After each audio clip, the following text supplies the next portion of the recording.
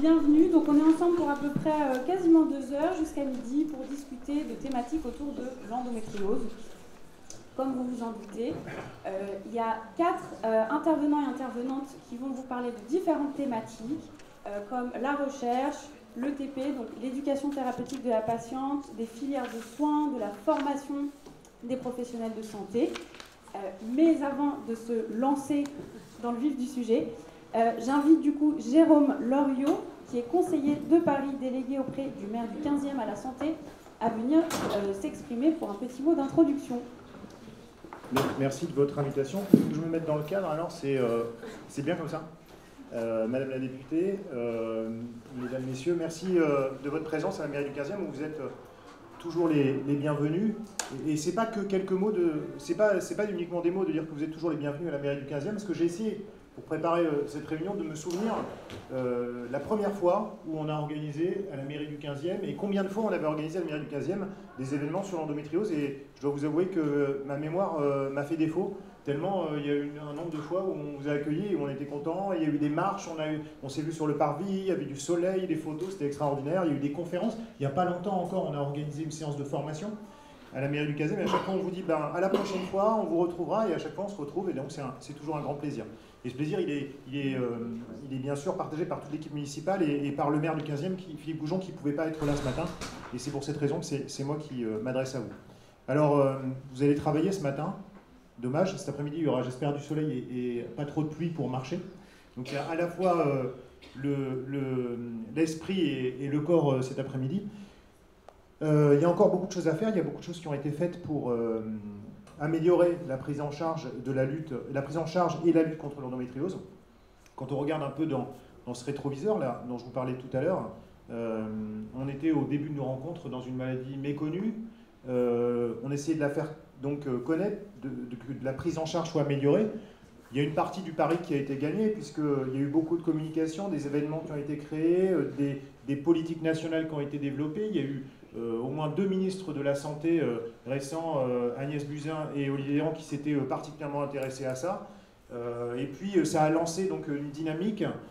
Cette dynamique, elle a été un peu, bien sûr, impactée par la pandémie Covid. J'ai envie de dire que comme beaucoup de maladies chroniques, l'endométriose a été une des victimes collatérales en fait, du Covid, avec une petite baisse de régime de la lutte contre l'endométriose. Et tout le challenge en fait, qui est le vôtre et qui est le nôtre maintenant, c'est de relancer en fait, tout ce qui a été fait, tout ce qui a été initié avec les nouvelles équipes qui sont en place. Alors, peut-être bonne nouvelle, le ministère de la Santé s'installe prochainement dans le 15e. Donc j'espère qu'on pourra nous pousser derrière pour activer les politiques nationales en matière de lutte contre l'endométriose. Je vous dis, il reste beaucoup à faire au niveau politique, au niveau local, avec ces réseaux qui se créent un peu partout en France, mais qui se heurtent aussi à une difficulté française qui est la pénurie de soignants. Parce qu'il faut des professionnels formés. Ça, c'était le premier pari qui a en partie été rempli, puisque maintenant, il y a de la formation accessible en ligne. Et vous en parlerez avec les intervenants ce matin qui sont là devant vous et qui sont des acteurs importants de la formation. Mais pour former des gens, il faut qu'il y ait des gens à former. Et dans le 15e, par exemple, on se heurte à cette pénurie de soignants. Peut-être qu'il faudra des nouvelles initiatives, des nouvelles idées. Peut-être qu'il n'y a pas que les docteurs qui seront demain les personnes qui délivreront du soin. Il faudra déléguer du soin de manière plus importante. Les sages-femmes ont forcément, je parle sous le contrôle de Frédéric Perrot qui n'écoute pas parce qu'il est dans sa cuisine. Ah si. Les sages-femmes ont forcément un rôle très important parce qu'elles sont plus nombreuses de fait que les médecins et donc il faudra sans doute leur confier des tâches de manière beaucoup plus importante. Bref, des nouvelles initiatives, des nouvelles organisations à trouver et c'est tout ce qui va vous animer ce matin. Il y a de la recherche aussi et Marina vous en parlera. Donc au cours de cette dernière conférence qu'on avait ici il n'y a pas très longtemps, elle a pu exposer le projet ultra ambitieux qui est le sien, qui permettra de mieux connaître encore cette maladie, qui elle touche, comment on peut s'en occuper. Et vous voyez, il y a encore beaucoup d'occasions pour qu'on se retrouve ici. Vous aurez prochainement visité, je crois, tous les locaux possibles de la mairie du 15e. C'est une fois à la salle des fêtes en haut, une fois ici. On vous trouvera à chaque fois une salle différente si vous voulez, mais là, vous allez vraiment devenir quasiment des invités permanents de la mairie du 15e. En tout cas, bon courage pour ce matin. Gardez vos forces pour cet après-midi parce que le parcours Il fait 4 km et il faudra quand même les faire, même si ce n'est pas en courant. Et je vous dis à la prochaine fois, à cet après-midi, je serai avec vous pour le départ de la marche. Et puis à bientôt donc dans le 15e, où vous serez, je vous le répète une nouvelle fois, toujours les bienvenus.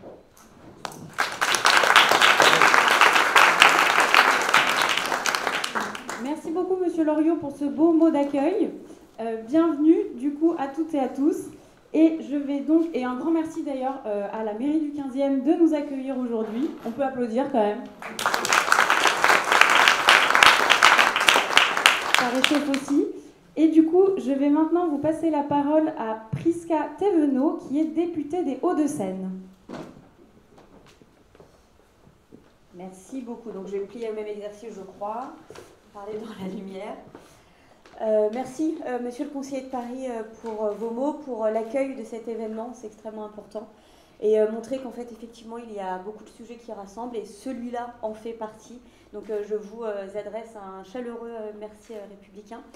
Mesdames et messieurs les présidents d'associations, membres de différents COMEX, organisations, instituts, et mesdames et messieurs en général, chers amis, je voudrais vous dire que c'est un plaisir d'être là pour vous parler d'un sujet qui nous concerne toutes et tous, qui est le sujet de la santé de la femme et plus particulièrement le sujet de l'endométriose. Alors, je suis députée d'Île-de-France, je siège au sein de la Commission des affaires sociales et également au sein de la délégation aux droits des femmes. C'est la raison pour laquelle je m'intéresse énormément au sujet de la santé des femmes et pourquoi plus particulièrement l'endométriose, puisqu'il y a quelque temps, on se le disait nous-mêmes, l'endométriose est le cheval de Troie de la santé des femmes.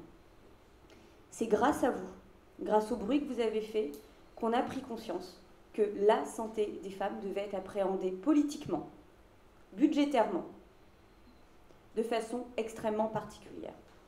Je le dis de façon très claire, l'endométriose, on le dit souvent, c'est une maladie silencieuse.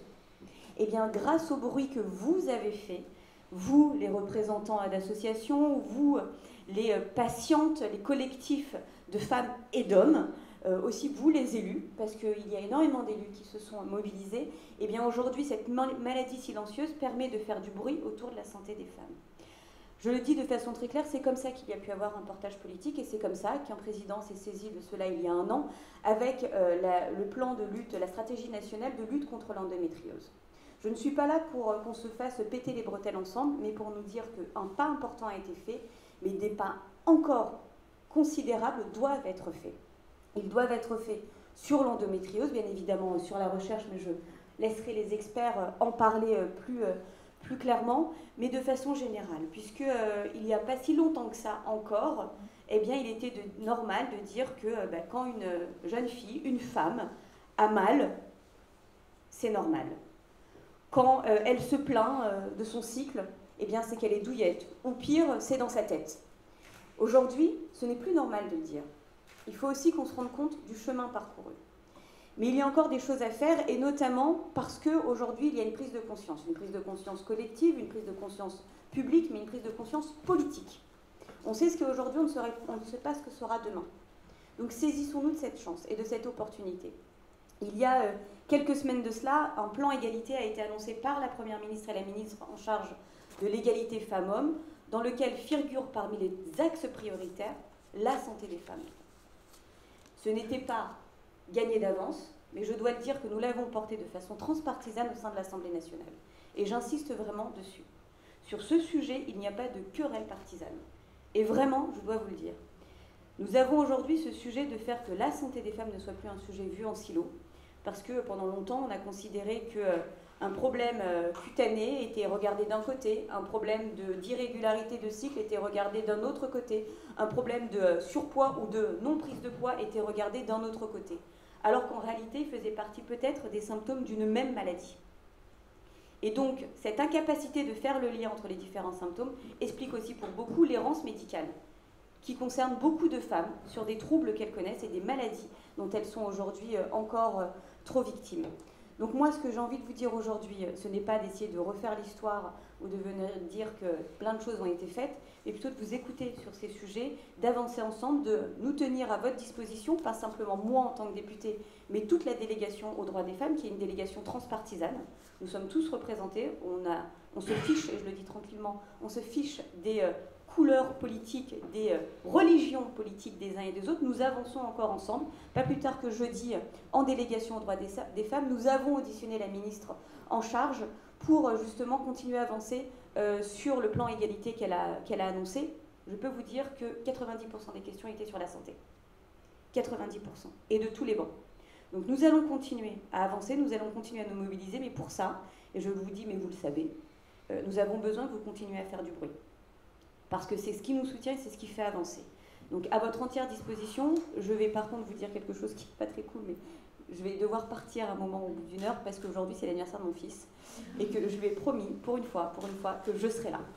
Donc je me tiens à votre disposition, on a les coordonnées, on continue à avancer ensemble, vraiment continuer à crier, continuer à nous alerter, continuer à nous mettre la tête contre le mur pour qu'on continue à avancer. On prendra des Doliprane mais on avancera ensemble. Merci à vous.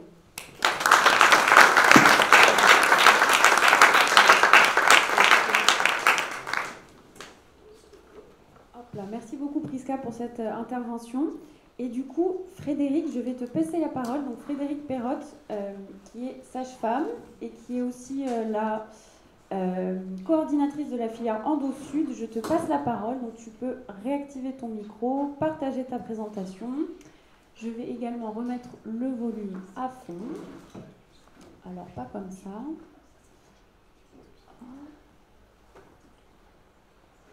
Est-ce que tu peux parler, Frédéric, s'il te plaît?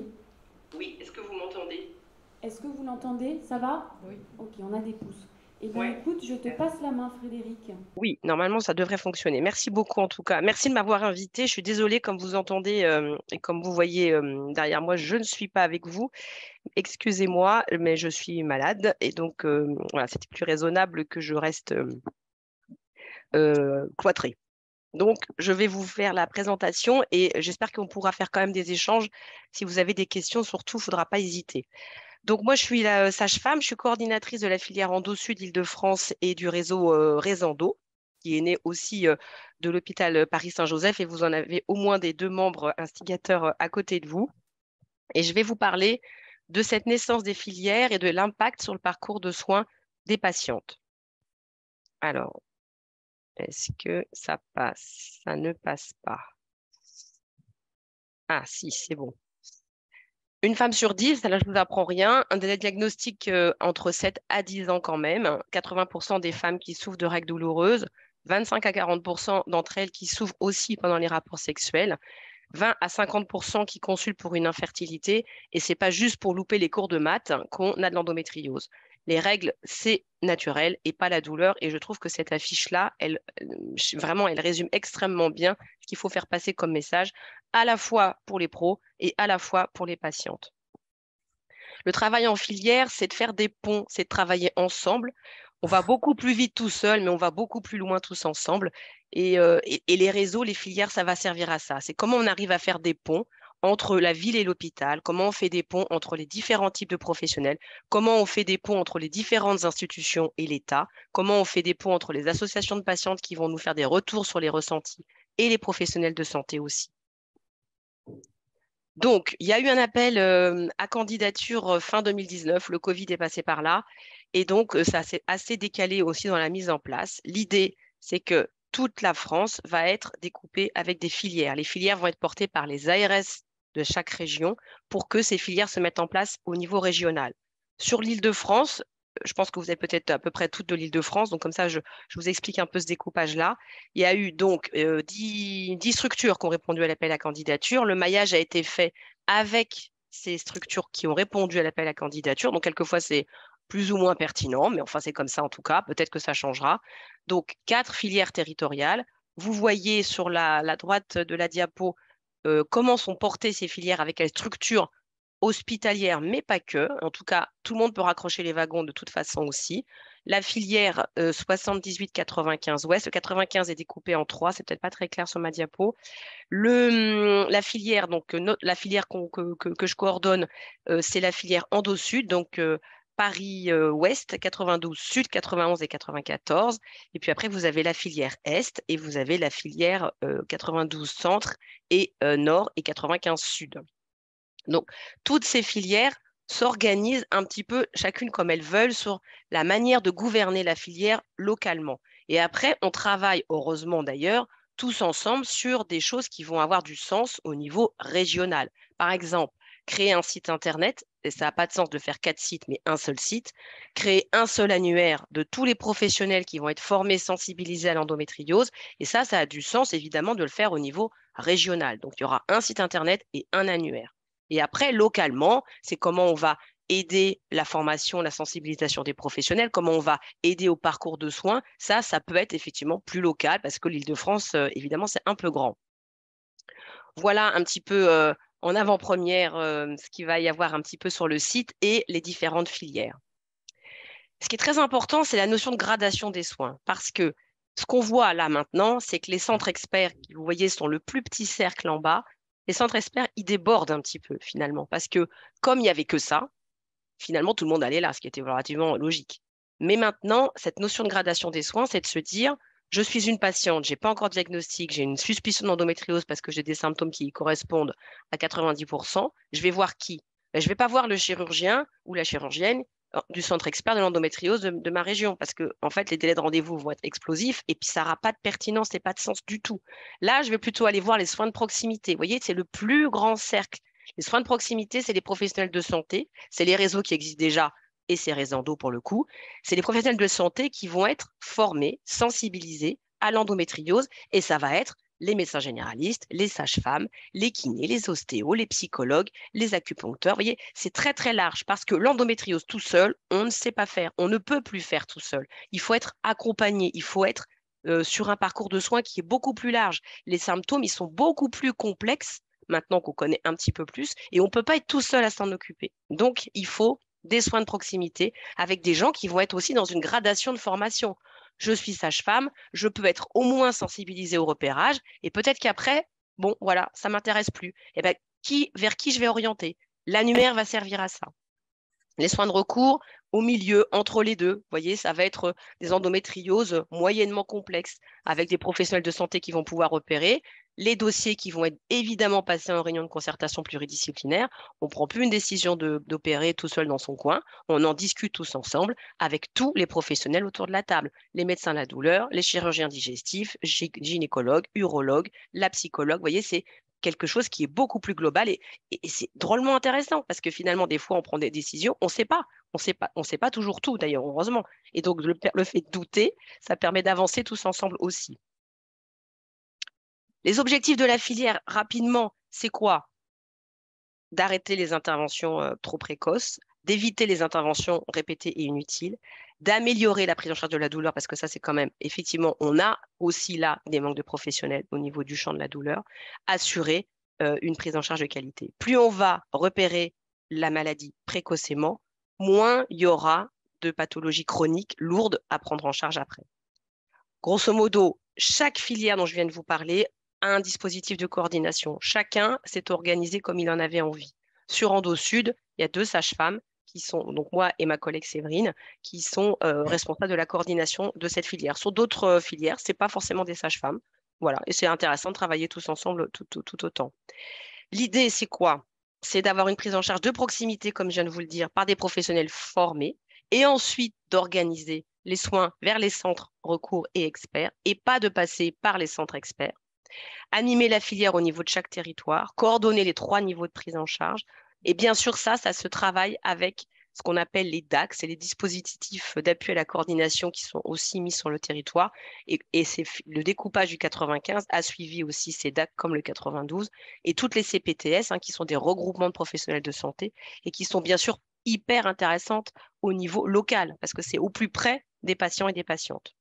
Il faut informer les professionnels que cette filière existe et il faut informer les patientes que cette filière existe parce que vous êtes tout à fait capable et autonome pour regarder le schéma dans l'annuaire et d'aller chercher le professionnel directement. Comment la filière va vous aider? Alors, pour les patientes, ce que je disais tout à l'heure aussi, qui sont atteintes ou qui sont en tout cas qui ont une suspicion d'endométriose, c'est de faire le diagnostic de manière plus précoce. Plus vous avez des professionnels qui vont être sensibilisés, formés, plus les patientes vont aller pouvoir les voir et plus ils vont les croire. Évidemment qu'il faut aussi cette petite subtilité-là. Et bien, évidemment que le diagnostic va être fait plus précocement et les douleurs vont durer beaucoup moins longtemps. un accompagnement de proximité, parce que ça aussi, ça a du sens. C'est pas la peine de traverser toute l'Île-de-France pour aller voir un ostéopathe ou un kiné ou une sage-femme ou un médecin qui va être compétent. Des professionnels formés et qui travaillent en réseau. Je ne peux pas tout savoir sur l'endométriose. Et alors, j'appelle des amis. Je dis, oh là là, au secours, qu'est-ce que je fais pour cette patiente-là? Je ne sais plus quoi faire. Aidez-moi. Ça sert à ça. Il faut dire aussi quand on ne sait pas, hein, parce que oui, on ne peut pas tout savoir. Et un accompagnement pluridisciplinaire parce qu'il n'y a pas une, mais des endométrioses et que pour le coup, tout seul, on ne peut pas y arriver. Pour les professionnels de santé, c'est hyper rassurant. Un avis rapide. La poursuite du suivi en ville, je peux très bien envoyer une patiente sur un centre expert ou un centre de recours et après, le suivi repart sur la ville. Des formations adaptées, ce n'est pas les mêmes formations pour tout le monde. Je trouve que la gradation des soins, c'est un terme qui est tout à fait clair, et la gradation des formations aussi, des formations adaptées, d'une participation à une réunion de concertation pluridisciplinaire parce que ça permet de se former et ça permet aussi d'orienter après dans un second temps. La filière va vous aider aussi pour tout le monde parce que plus on va créer un réseau de professionnels, plus l'accompagnement va être coordonné et plus les relais vont être faits au sein de la filière et toujours de proximité. Et si on a besoin de relais qui sont plus éloignés, ça va être ponctuel pour le coup. Un maillage du territoire, les trous dans la raquette, évidemment, il faut essayer de les combler parce qu'on sait très bien qu'il y a des zones qui sont beaucoup moins dotées que d'autres. Le 77, c'est beaucoup plus compliqué pour tout le monde et le 91 aussi, par exemple.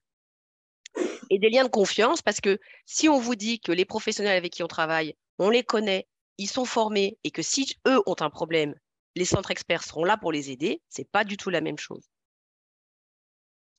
Comme outil de communication, le site internet unique qui devrait voir le jour d'ici, allez, j'espère, à la fin du mois d'avril. L'annuaire pour toute l'Île-de-France, avec un annuaire qui va être avec une carte, et vous allez pouvoir mettre dedans, je recherche un kiné, un ostéopathe, un psychologue, un médecin, une sage-femme, etc. Et vous allez pouvoir regarder le plus proche de chez vous qui vous avez. Et forcément, ils seront formés, parce qu'on travaille sur des modalités d'adhésion communes aux cas de filière. Il faut informer le grand public et les professionnels de santé, il faut informer de l'existence de ces filières, il faut informer de la maladie, parce que tout le monde ne la croit encore pas, malheureusement, mais en tout cas, c'est comme ça qu'on va avancer. On est évidemment en étroite collaboration avec les associations de patientes, parce qu'on ne peut pas faire ça tout seul dans notre coin non plus, c'est vous qui savez le mieux. On a créé une newsletter et des flyers qui vont être destinés aux professionnels pour les informer de la naissance de ces filières et surtout connaître leurs besoins. Sur le territoire, tout le monde n'a pas besoin de la même chose, et sur certains professionnels non plus. Là, je vous ai mis un petit exemple qu'on a travaillé aussi au sein du comité de pilotage de la filière et qui dit comment on oriente les patientes finalement dans la filière. Et donc ça, c'est de l'information pour les professionnels et pour les patientes. C'est un peu ce que je vous ai expliqué tout à l'heure. C'est-à-dire que si je suis une patiente et que je n'ai pas encore de diagnostic ou de traitement hormonal, le traitement hormonal, c'est au choix de la patiente, évidemment.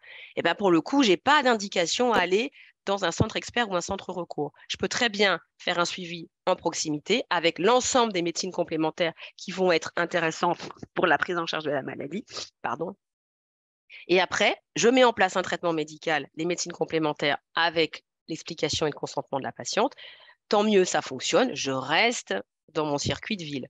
Ça ne fonctionne pas, je peux effectivement aller plutôt dans un centre recours pour essayer de voir ce qui se passe. La même chose, le diagnostic est posé, il y a un traitement qui est bien mené. Au bout de 6 mois, ça ne fonctionne pas bien ou pas du tout. Là aussi, j'oriente vers un centre de recours ou des professionnels de ville qui sont assez spécialisés. Là, on peut très bien passer le dossier déjà en réunion de concertation pluridisciplinaire. Soit il y a une indication chirurgicale, soit il n'y en a pas. Il y a aussi le contexte de désir de grossesse qui change possiblement la donne dans la prise en charge et on va orienter peut-être plus différemment en tout cas s'il y a un désir de grossesse et de l'endométriose. Et après, ça dépend aussi des localisations.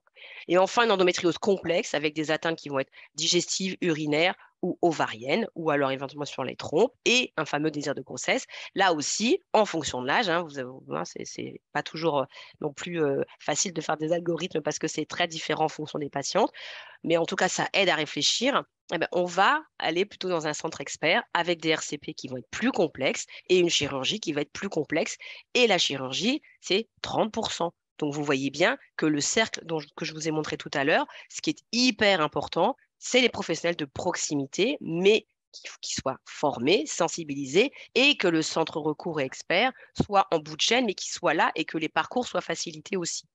La prise en charge de la douleur, évidemment, et la prise en charge aussi dans les centres d'AMP aussi. Donc, en fait, il faut travailler, vous voyez, c'est ça aussi, l'endométriose, c'est que vraiment, on n'est pas tout seul et on ne peut pas être tout seul quand on voit ça. Quand on voit la difficulté par rapport aux symptômes et quelquefois par rapport au diagnostic avec l'imagerie qui n'est pas toujours évidente non plus. En tout cas, si on écoute les patientes, si on les croit, le diagnostic, il est fait relativement facilement. Voilà, donc un site internet. Vous avez aussi en primeur, normalement, le logo du site EndoIDF. Vous avez... Ah mince, j'étais un peu vite. Donc le site internet fin avril.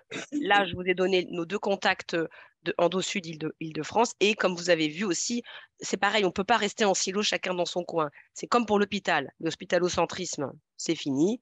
Les filières, elles doivent aussi travailler ensemble. Et ça peut aussi dépasser les régions. On se sert de ce que fait la Bretagne, on se sert de ce que fait la région PACA, où les filières sont en train de naître aussi. On ne va pas recommencer des choses qui sont déjà mises en place et qui fonctionnent. Il faut aller prendre les idées là où elles sont déjà. Donc pour ça, il faut se parler. Et puis, il ne faut pas avoir peur de partager ces idées et que ce ne soit pas les nôtres.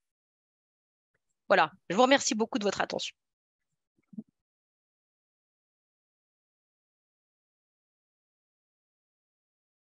Merci beaucoup Frédéric pour ton intervention, pour ta présentation. Ce que je t'invite à faire peut-être, c'est à... Voilà, exactement. Super, on peut anticiper. Alors, ce que je vous propose, c'est qu'on prenne quelques questions s'il y en a portant sur la présentation de Frédéric sur les filières de soins. Alors, je vais venir avec le micro.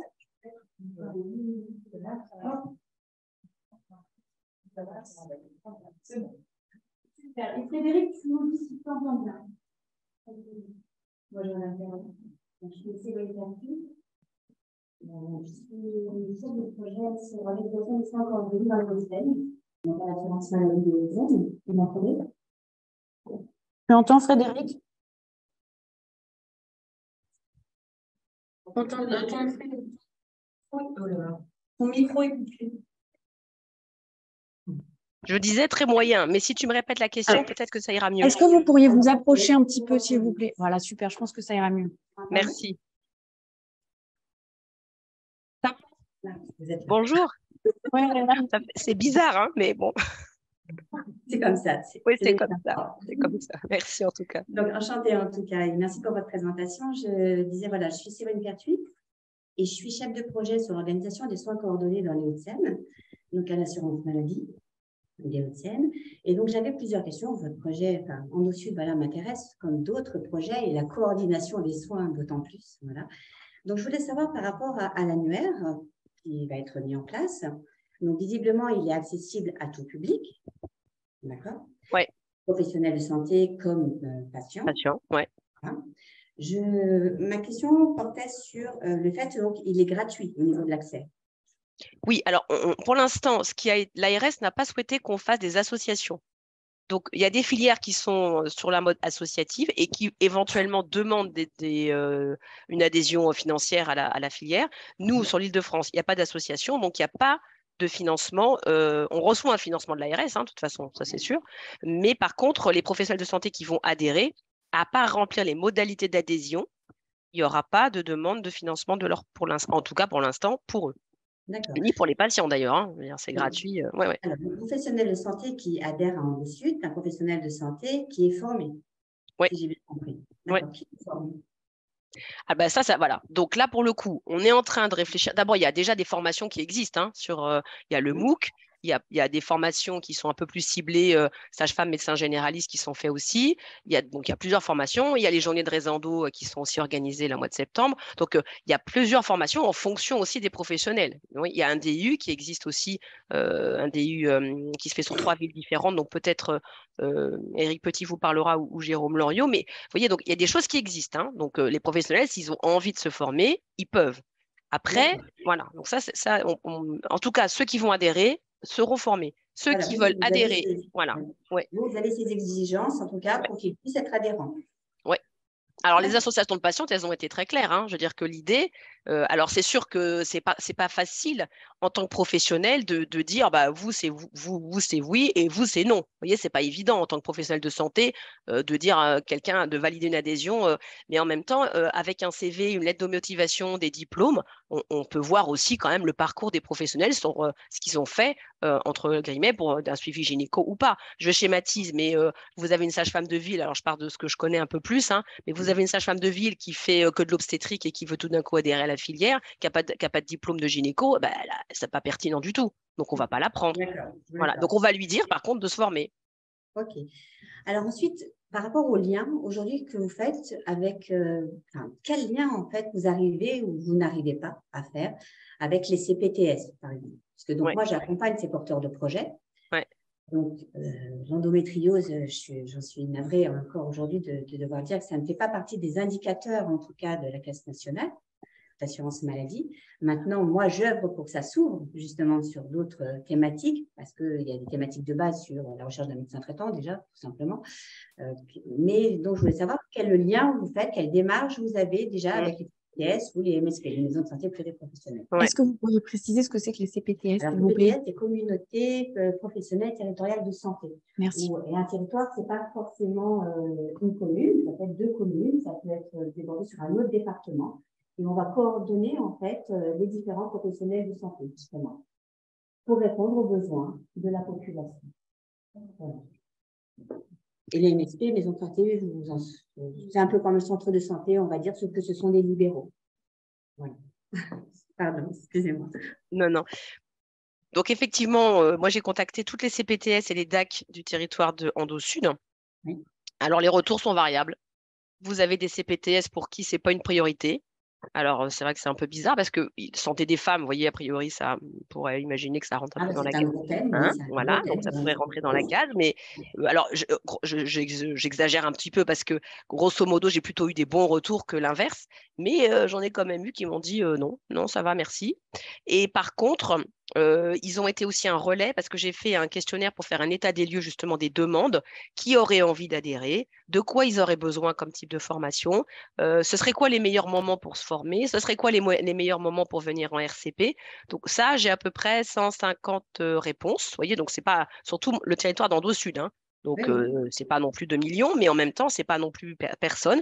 Il y a au moins 100 personnes qui sont intéressées pour adhérer à la filière. Je ne sais pas s'ils pourront, puisqu'on n'a pas regardé encore leur modalité d'adhésion. Mais en tout cas, il y en a qui sont extrêmement motivés, à tel point que j'ai été dans le 94 pour justement parler de la filière, parler de l'endométriose, et que là, ils ont fait un groupe santé des femmes où on est invité avec Séverine pour aller pour participer à cette thématique endométriose. Donc, oui. Ouais, donc voilà, y a bien sûr qu'il faut travailler avec tout le monde et qu'il faut, vous voyez, c'est comme, il faut leur expliquer l'intérêt qu'il y aurait à travailler ensemble sur cette thématique-là. Il y en a qui n'ont pas encore compris, mais pas dans le sens péjoratif du terme, qui n'ont pas encore compris que c'était une vraie maladie et qu'il fallait en parler et que c'était pas juste normal d'avoir mal pendant ses règles. Il y a encore beaucoup de gens qui sont encore là-dessus. Et donc, pour le coup, c'est pas vraiment un sujet. Donc, c'est pas une priorité sur leur territoire. D'accord. Merci Frédéric. On va juste prendre une deuxième question pour Frédéric. Un commentaire sur les CPDS parce que personne n'ait l'idée que les CPDS ne sont pas intéressés par la santé de la femme. Ouais. Une CPDS, c'est une association de professionnels qui ont déjà leur boulot. Ils sont infirmières, sages-femmes, paramédicaux, docteurs, et ils font une association pour essayer d'améliorer le travail commun. Donc, il y a la psychiatrie, l'accès au logement, des personnes en situation difficile, la prévention des. Donc, c'est pas, ils ne mettent pas de côté la santé de la femme parce que je ne voudrais pas qu'il y ait une mauvaise idée, là, vous partiez avec les CPDS, c'est des méchants. Pas du tout, mais ils ont énormément de boulot. Sur le territoire, c'est très hétéroclite, il y en a qui sont là, dans nos voisins du 13 éducateur, c'est exemplaire. Ils ont des CPDS qui roulent à fond, ils organisent toute la vaccination Covid, c'était extraordinaire. Nous, on a une CPDS dans le 15 qui est un peu naissante, donc il prend les sujets au fur et à mesure, et c'est comme ça partout dans tout Paris, sur le 92, j'imagine c'est pareil. Donc voilà, ils ne sont pas démobilisés, mais il y a plein de sujets, et voilà, c'est pour ça que n'ayez pas de mauvaise idée de la CPDS. Oui, merci, monsieur Laurent, vous avez raison. Juste d'abord pour une dernière question à Frédéric avant d'entrer sur la suite de la conférence. Merci beaucoup. Bonjour à tous et bonjour. Moi, je m'appelle Alice, j'ai 34 ans, je suis et infirmière et atteinte d'endométriose. Et ma question, en fait, se porte, et là, j'ai déjà eu un bout de piste qui sera porté par monsieur Éric Petit, sur l'ouverture du DU aux infirmiers, parce que malgré moi, je suis devenue un petit carnet d'adresses auprès de collègues, d'amis qui ont été diagnostiqués bien trop tard comme moi.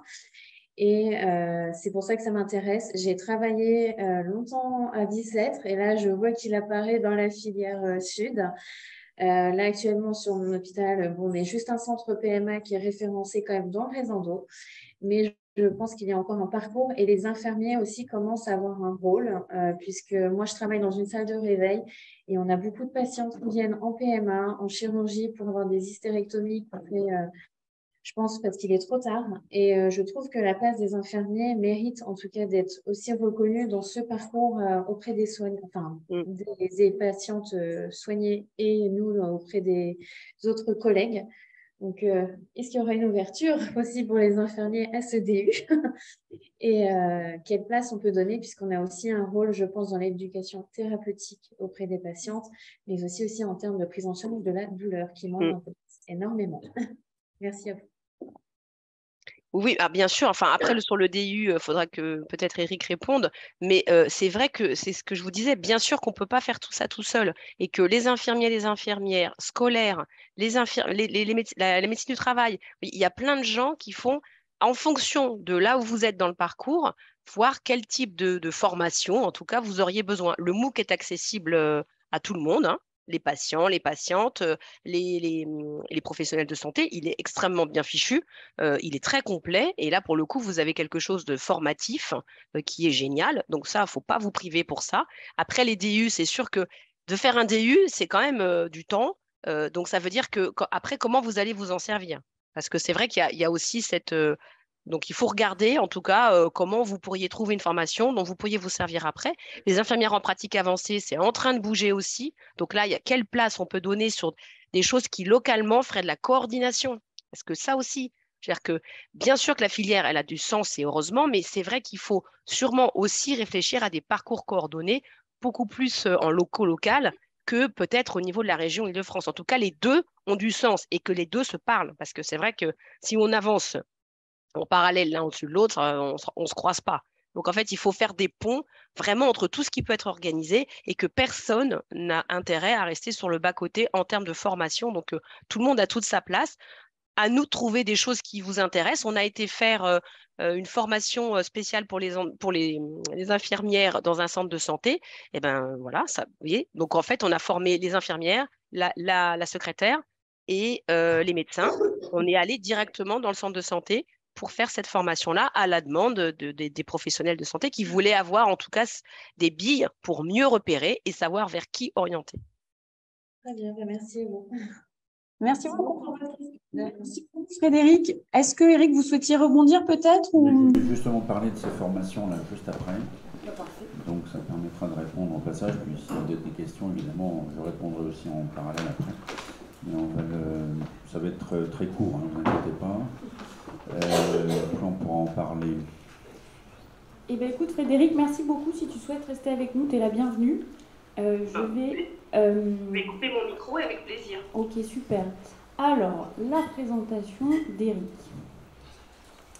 Donc, merci Frédéric et merci d'être présente d'autant que tu es malade. Et du coup, maintenant, je passe la parole du coup au professeur Éric Petit sur la thématique de la formation. Donc, excusez-moi, je fais juste la petite manip pour que Frédéric puisse voir ce qu'on voit nous. Et voilà.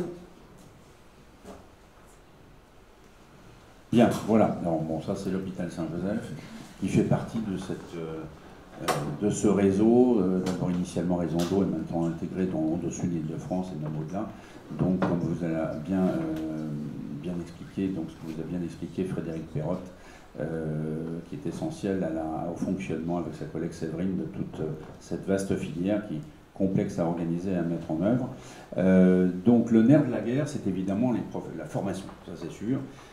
Et pour donner un exemple de la situation, pour comprendre où on en est, le programme endométriose, le sujet endométriose n'a été mis en fac de médecine qu'en 2020. Donc vous voyez que ça Ça explique bien, ça situe bien le sujet. Hein, voilà.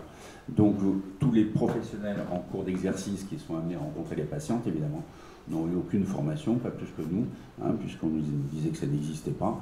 Donc, il faut les former en marche. Hein, donc, c'est-à-dire qu'ils sont déjà actifs sur le terrain, donc c'est déjà un peu plus compliqué que de prendre quand on est un interne à la racine du sujet, là c'est plus facile. Mais après, quand ils sont en activité, il faut libérer du temps. Et ça, c'est fondamental. Et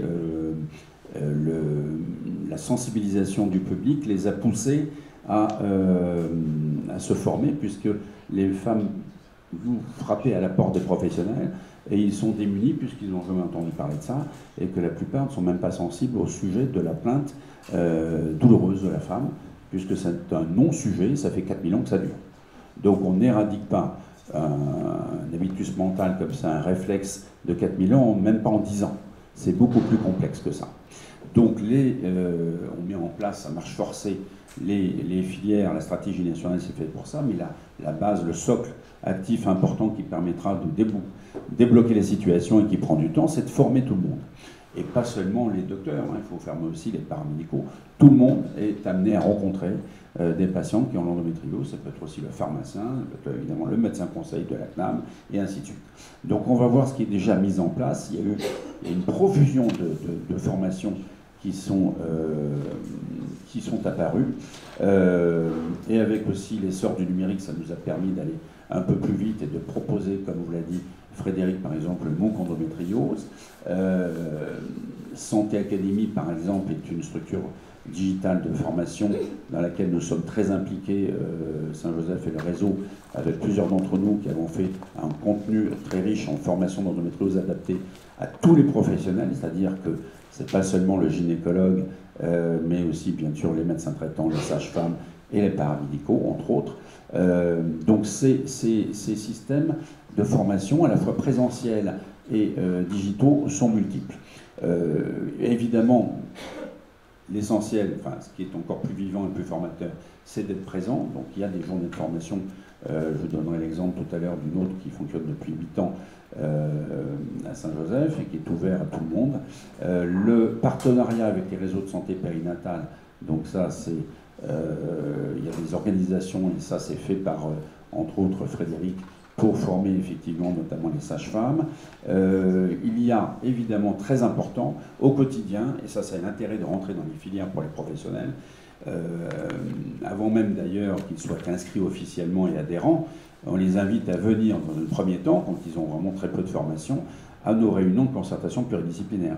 Et à Saint-Joseph, on a actuellement plusieurs professionnels, y compris gynéco d'ailleurs, qui avouent ne quasiment rien savoir sur le sujet, et qui assistent à ces réunions et petit à petit, donc comme ça, apprennent des choses, viennent à nos journées de formation, et on finit par les accepter, parce qu'on ne va pas dire non d'emblée, il dit oui, vous venez progressivement, vous rentrez dans les structures de formation, et après, une fois que vous vous sentez plus à l'aise, vous pouvez adhérer, et à ce moment-là, on vous prend, parce qu'il est évident que sur le terrain, les gens, ils ne sont pas experts, hein, donc il faut pouvoir les accepter, les former, et les accompagner dans cette formation. Et ça, c'est la justification des centres experts. C'est une des justifications du centre expert. C'est pas seulement soigner les patients complexes, mais c'est aussi accompagner la formation et les former. Ça, c'est très important, c'est notre rôle, et on le joue, et ça marche plutôt bien. Alors, non, c'est pas fini. Oui, c'est court, mais quand même. Bon, alors, pour les gynécologues, vous voyez que il y a tous les professionnels. Après, il y a des choses qui sont plus spécifiquement dédiées aux gynécologues, comme la masterclass d'une société qui s'appelle la Société d'endométriose des troubles utérins créée par Cochin Port-Royal.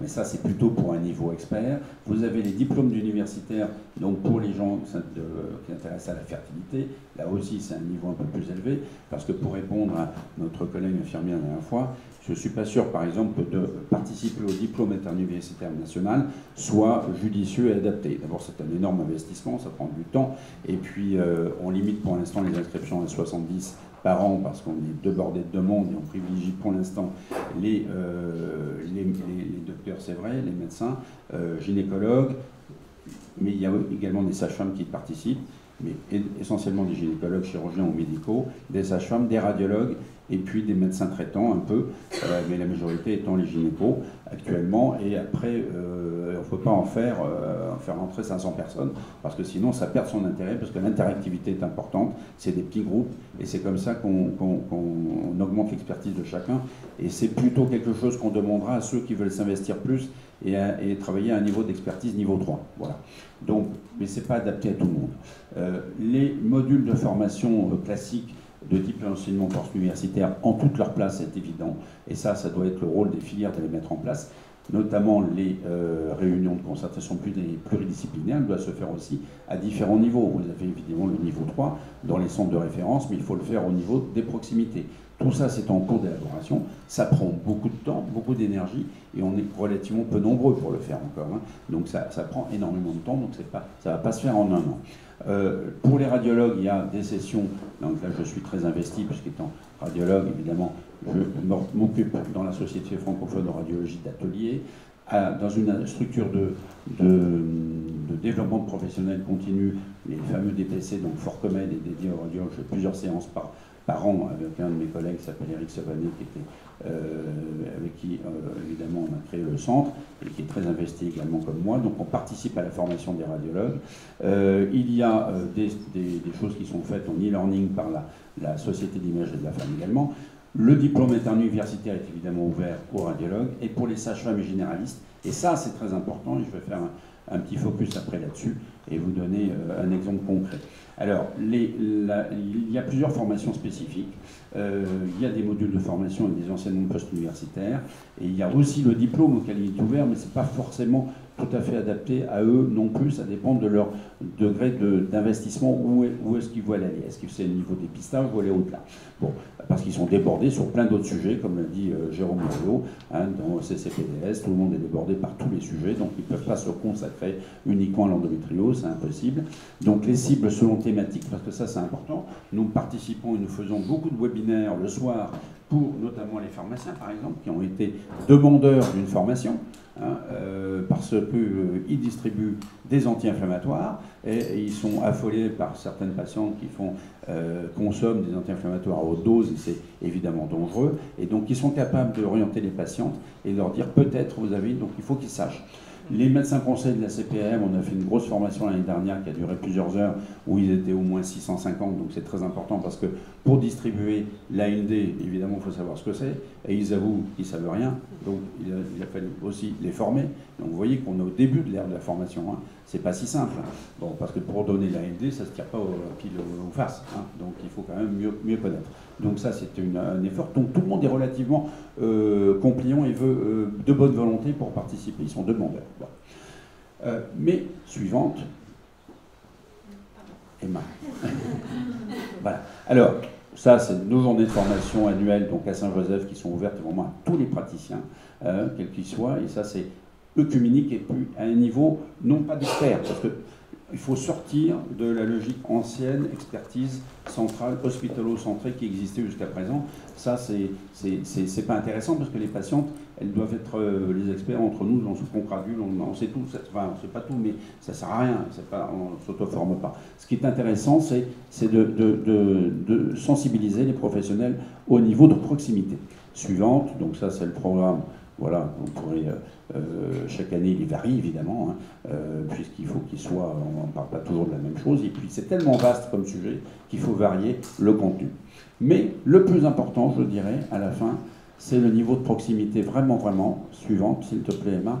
Donc c'est, alors ça c'est les experts, il y a des congrès internationaux, mais on s'aperçoit que dans les congrès internationaux ne viennent que les experts. C'est ça qui m'avait choqué il y a déjà longtemps, il y a 20 ans, de voir que ni le gynéco, ni le médecin traitant ne viennent à ces congrès. C'est des cénacles très fermés, c'est là où on publie, ainsi de suite, mais c'est pas ouvert à tout le monde et c'est juste pour les experts, pour l'avancée de la recherche, la communication entre nous de tout ce que l'on fait, et ça fait avancer la recherche, évidemment c'est important, et la formation des experts, ça c'est vrai, mais ce n'est pas ouvert à la base, et la base c'est beaucoup plus important pour vous-même. Alors, suivante, donc c'est là où je veux en venir, avec une petite anecdote. Pas plus tard qu'avant-hier soir, j'étais invité donc, par une formation, une structure de formation de développement professionnel continu qui s'appelle Dendrit, qui a remarqué, qui m'a demandé l'année dernière de bien vouloir faire un tour de France de formation. Ils sont dévolus aux généralistes, aux médecins traitants. Et ça, c'est remarquable. Parce que les médecins, d'abord les gynécos, il y en a de moins en moins, notamment les gynécos médicales. C'est effrayant si vous avez à droite, à gauche, en France, partout, parce que les patients ne sont pas toutes à Paris, hein. Donc il faut les soigner, il y en a autant ailleurs qu'ici, dans la Creuse, c'est pareil, mais il n'y a plus de gynécos. Les gynécos qui restent sont à la veille de la retraite ou ne ouvrent plus la porte, donc ne prennent plus les nouvelles patientes. Donc les médecins traitants sont de plus en plus en première ligne, et comme les sages-femmes. Bon. Donc il faut les former. Alors une structure qui s'intéresse aux médecins traitants, c'est très important. Et je me suis aperçu, après avoir fait déjà plusieurs sessions à Paris, mais maintenant je commence le Tour de France, donc j'étais à Nancy. Eh bien à Nancy, avant-hier soir, la première anecdote, c'est le matin même, mon cabinet, j'ai reçu une patiente nancéenne qui est venue me voir parce qu'elle était perdue et qu'on lui disait qu'elle n'avait rien et que son médecin lui avait dit madame, c'est normal, vous êtes une femme, vous souffrez. Ça fait partie de la vie de la femme. En gros, c'était ça. Hein. C'était même, oui, mais ça vous le savez par cœur. Bon. Et donc perdue, elle vient où? Elle vient à Paris. Désolant, à Nancy quand même. Bon. Et donc, je lui dis, vous savez, je vais faire une formation aux journalistes le soir. Et en plus, ce qui est amusant, c'est qu'elle était dans le même wagon du retour l'après-midi avec moi. Bon.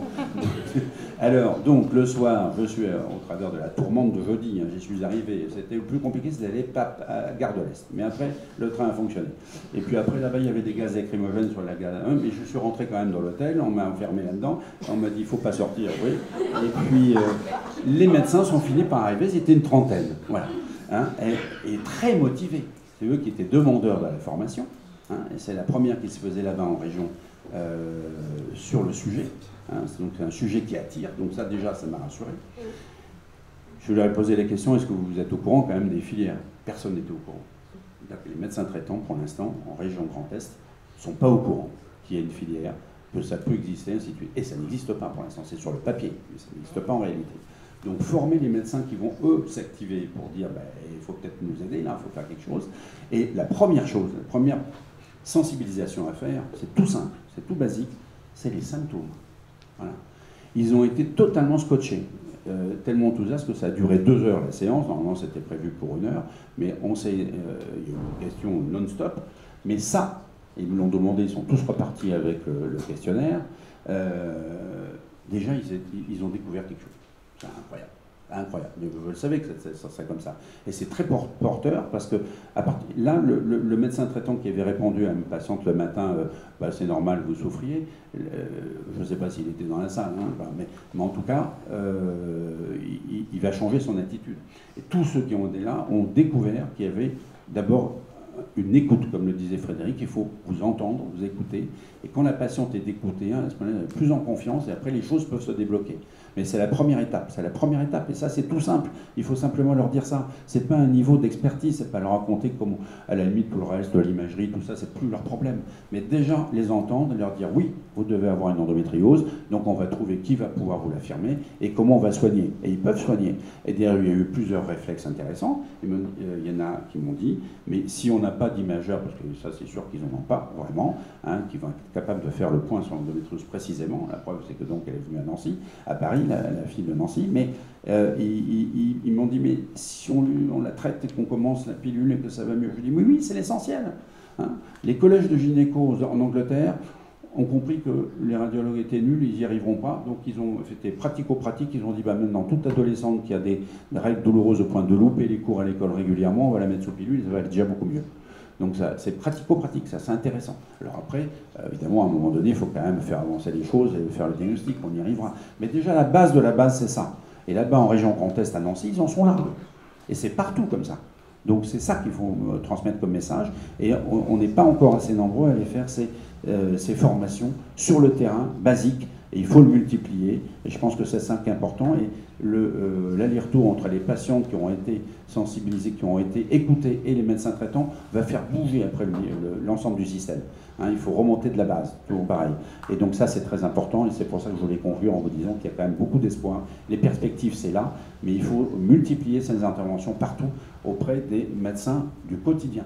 Hein, mais il faut aussi faire auprès des sages-femmes et ainsi de suite, parce que c'est fini, vous n'aurez pas de gynéco-expert nulle part en région, il ne faut pas tabler là-dessus. Hein, petit à petit, il y en aura peut-être qui vont s'y intéresser, mais il faut déjà s'intéresser à la situation épidémiologique actuellement, le côté socio-historique où on en est de la médecine où il y en a de moins en moins nombreux. Donc il faut s'adapter, comme le disait Jérôme Loriot, et puis tout le monde peut s'y mettre. Voilà, merci.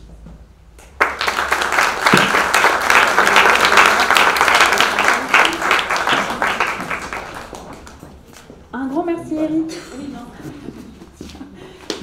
pour votre présentation. Est-ce que, alors on a le temps pour une ou deux questions. Est-ce que vous auriez des questions à ce sujet sur la formation des professionnels? Si vous êtes une patiente ou un professionnel de santé. S'il n'y en a pas, on peut aussi continuer. Et on pourra aussi dialoguer après. C'est pas tout à fait une question, c'est juste une remarque. Quand vous dites est-ce qu'il y a de l'absentéisme pour les jeunes filles, j'ai de l'endométriose. Quand mon médecin traitant me disait est-ce que vous avez mal pendant les règles et est-ce que c'est supportable, moi je répondais oui, je haussais les épaules. Et je passais quand j'avais pas école, j'étais allongée dans mon lit. Mais donc voilà, il n'y a pas que l'absentéisme aussi. Il faut voir aussi comment répond la patiente parce que on est aussi habitué à la douleur. Enfin, on nous dit il faut que tu supportes ma belle, puis on va te porter un jus d'orange dans ton lit, puis ça ira mieux dans quelques temps. Mais voilà, il n'y a pas que l'absentéisme. Non, bien sûr, bien entendu, il faut sensibiliser. Et on passe à c'est travers. pour ça que le dialogue à partir d'un questionnaire établi permet de rentrer dans le détail. Et reposer la question pour aller creuser la situation, bien sûr. Merci. Oui. Ah, est-ce que tu peux faire passer le micro, s'il te plaît?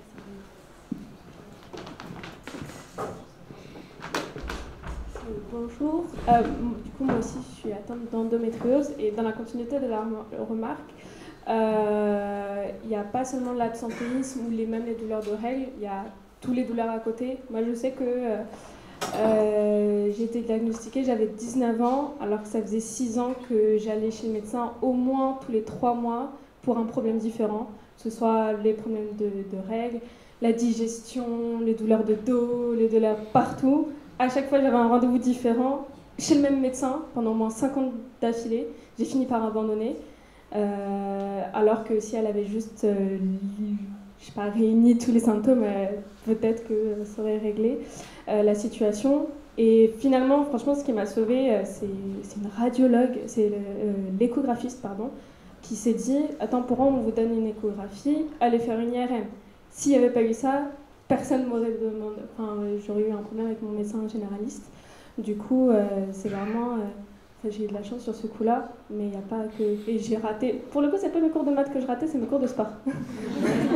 Oui.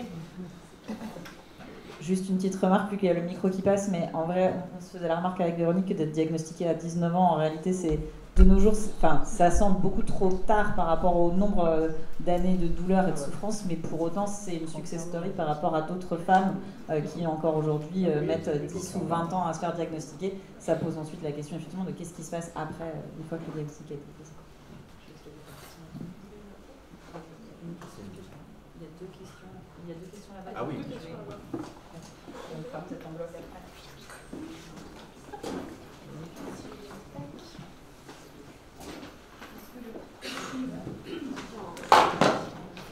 Oui, donc bonjour, Émilie Lamant. J'avais une petite question. En tant que patient, comment est-ce qu'on peut sensibiliser ou en tout cas donner, je ne sais pas, des informations à nos médecins qui ne sont pas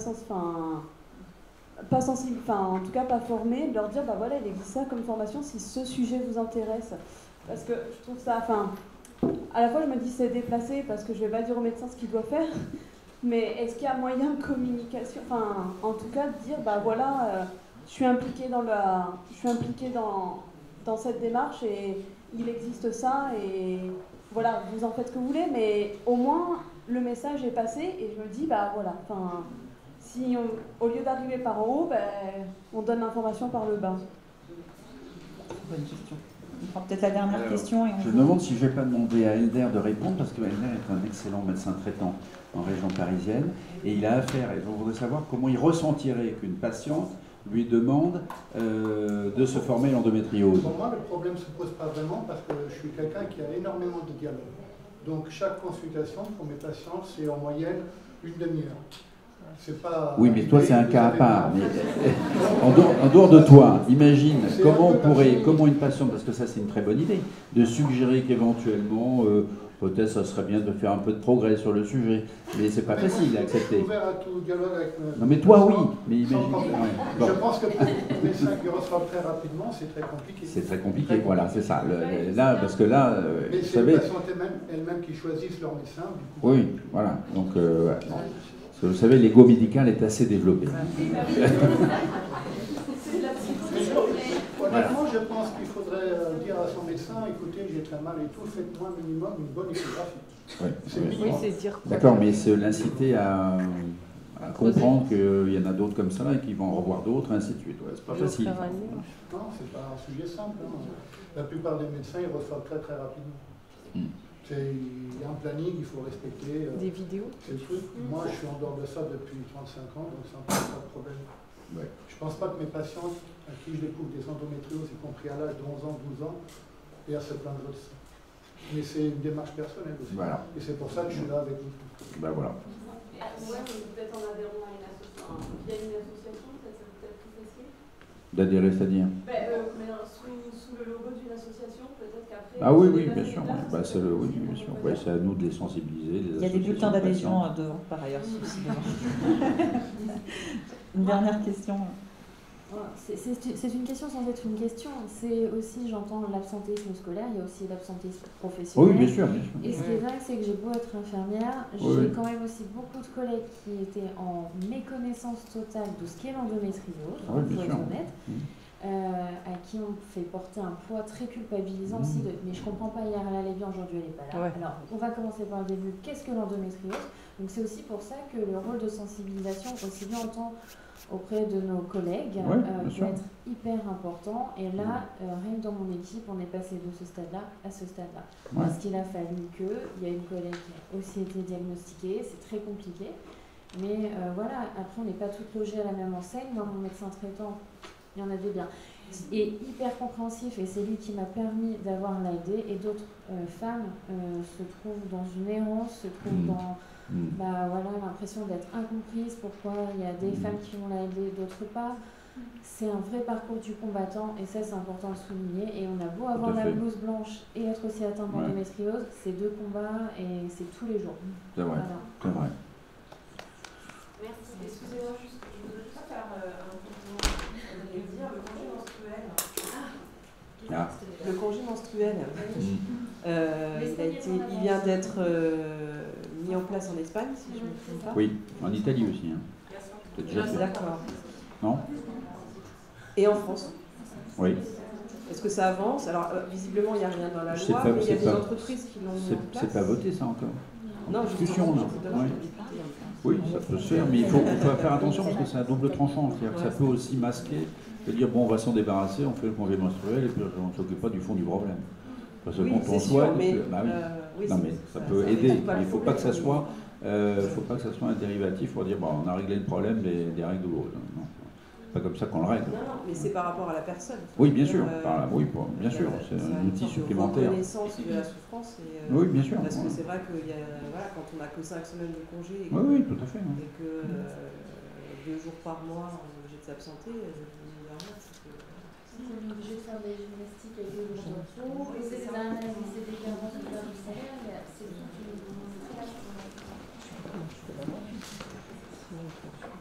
Je vous remercie Eric. Bon, si vous avez encore des questions, si vous souhaitez dialoguer, on pourra le faire du coup après sur le temps du déjeuner. Si vous souhaitez rester, il y aura un food truck dehors. Et du coup maintenant Véronique, je vais te passer la parole pour nous parler du coup de l'éducation thérapeutique de la patiente. Et je vais partager ta présentation. Merci Emma.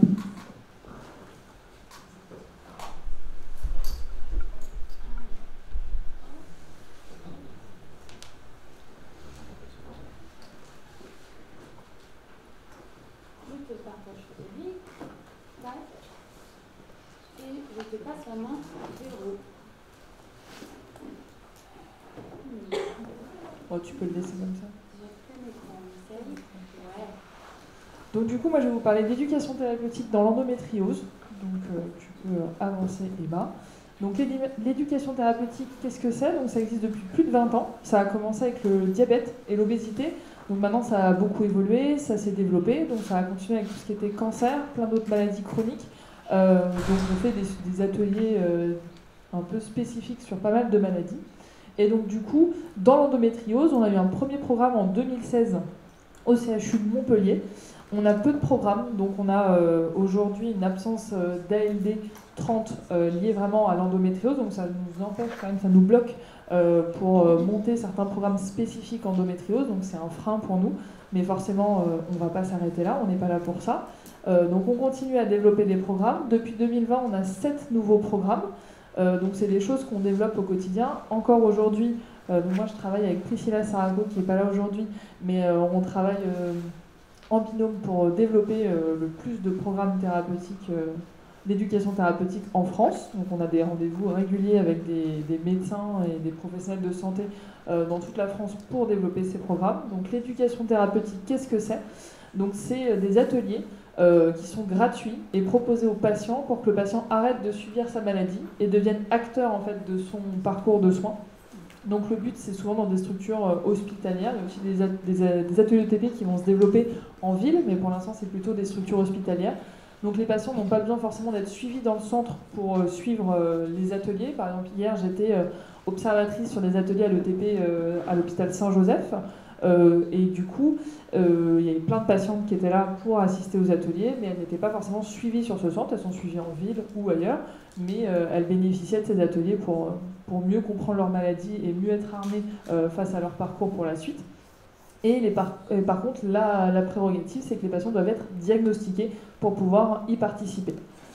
Donc, le but de l'éducation thérapeutique, c'est que la patiente devienne actrice de son parcours de soins, qu'elle apprenne par exemple à communiquer avec ses proches, qu'elle trouve des solutions, qu'elle puisse échanger avec d'autres malades. Alors pour vous donner une idée, c'est vraiment hyper puissant en termes d'échange. Enfin moi je l'ai vu sur les ateliers que j'ai pu avoir pour moi, je l'ai vu hier aux ateliers auxquels j'ai assisté. Il y a vraiment une sororité qui se crée assez rapidement et on a très rapidement en fait des groupes, je ne vais pas faire la promo de WhatsApp, mais des groupes WhatsApp qui se créent entre ces patientes et en fait elles se revoient même après les ateliers pour continuer d'échanger, pouvoir avoir des groupes de parole, pouvoir parler ensemble et c'est toujours hyper riche et apporter son vécu aussi aux professionnels de santé parce que l'intérêt c'est aussi pour elles pour les professionnels de santé qui participent, c'est aussi de pouvoir se dire quel est le vécu vraiment d'une patiente. Moi j'ai mon savoir, il est plutôt théorique dans mes consultations, etc. Mais quel est vraiment le vécu d'une patiente, comment elle vit sa maladie au quotidien sur divers sujets. Et donc ça permet vraiment de les aider à gérer leur quotidien et à être actrices de la suite. Et donc du coup, par exemple, sur les ateliers, on a des ateliers sur les connaissances. Donc on va avoir par exemple l'atelier comprendre sa maladie, savoir gérer son traitement, prendre des décisions avec une vraie réflexion dessus et pouvoir être actrice de cette réflexion. Donc on va avoir des chirurgiens qui vont venir, on va avoir des gynécologues qui vont expliquer quels sont les traitements, dans quel ordre on peut avoir une gradation des traitements. On a aussi des ateliers sur les outils. Donc par exemple, savoir gérer son stress, savoir gérer ses émotions. Hier, on a eu par exemple un très bel atelier d'écriture aux ateliers à Saint-Joseph, qui était absolument riche en émotions, on va le dire. Et il y a aussi la façon de communiquer avec ses proches, parce qu'on a des patientes qui, par exemple, le cachent à leurs proches, et donc il y a une incompréhension qui se crée dans leur famille, dans leurs amis. On a des gens qui n'en parlent à personne. Donc ça peut aussi ouvrir. En fait, il y a des personnes qui sont sur ces ateliers et qui parfois se découvrent une capacité à en parler aux gens, à parler de leur maladie, et se disent en fait si j'en parle à cette personne-là, pourquoi j'en parlerai pas avec plein de monde? Et du coup qui deviennent complètement actrices aussi de la sensibilisation à l'endométriose, qui deviennent vraiment des porte-paroles et c'est super. Et donc du coup on a des intervenants qui sont spécialisés. Donc par exemple sur des ateliers de sophrologie, on a des gens qui sont formés à la sophrologie, l'hypnose et pareil, la gynécologie, la chirurgie, la diététique, enfin tout type d'atelier qu'on peut avoir sur l'endométriose. Donc quel type d'atelier dans l'endométriose? Donc on a des ateliers, on peut avoir des ateliers activités physiques adaptées, yoga, on a des ateliers fertilité, mécanisme de la douleur, sophrologie, les aides sociales. On a aussi comment on monte par exemple un dossier RQTH, reconnaissance qualité travailleur handicapé, comment on demande une ALD, une affection longue durée. On a des ateliers aussi pour comprendre juste sa maladie. Et on a aussi des ateliers souvent très attendus sur la sexualité. Donc c'est des choses importantes. L'alimentation aussi, comment on gère son alimentation au quotidien, est-ce qu'il y a des évictions à faire, comment on gère un régime alimentaire qui parfois peut être contraignant. Je veux bien que ça suive en bas. Et donc du coup, à date, où est-ce qu'on trouve des ateliers d'éducation thérapeutique? Donc comme vous le voyez, cette carte est un peu vide.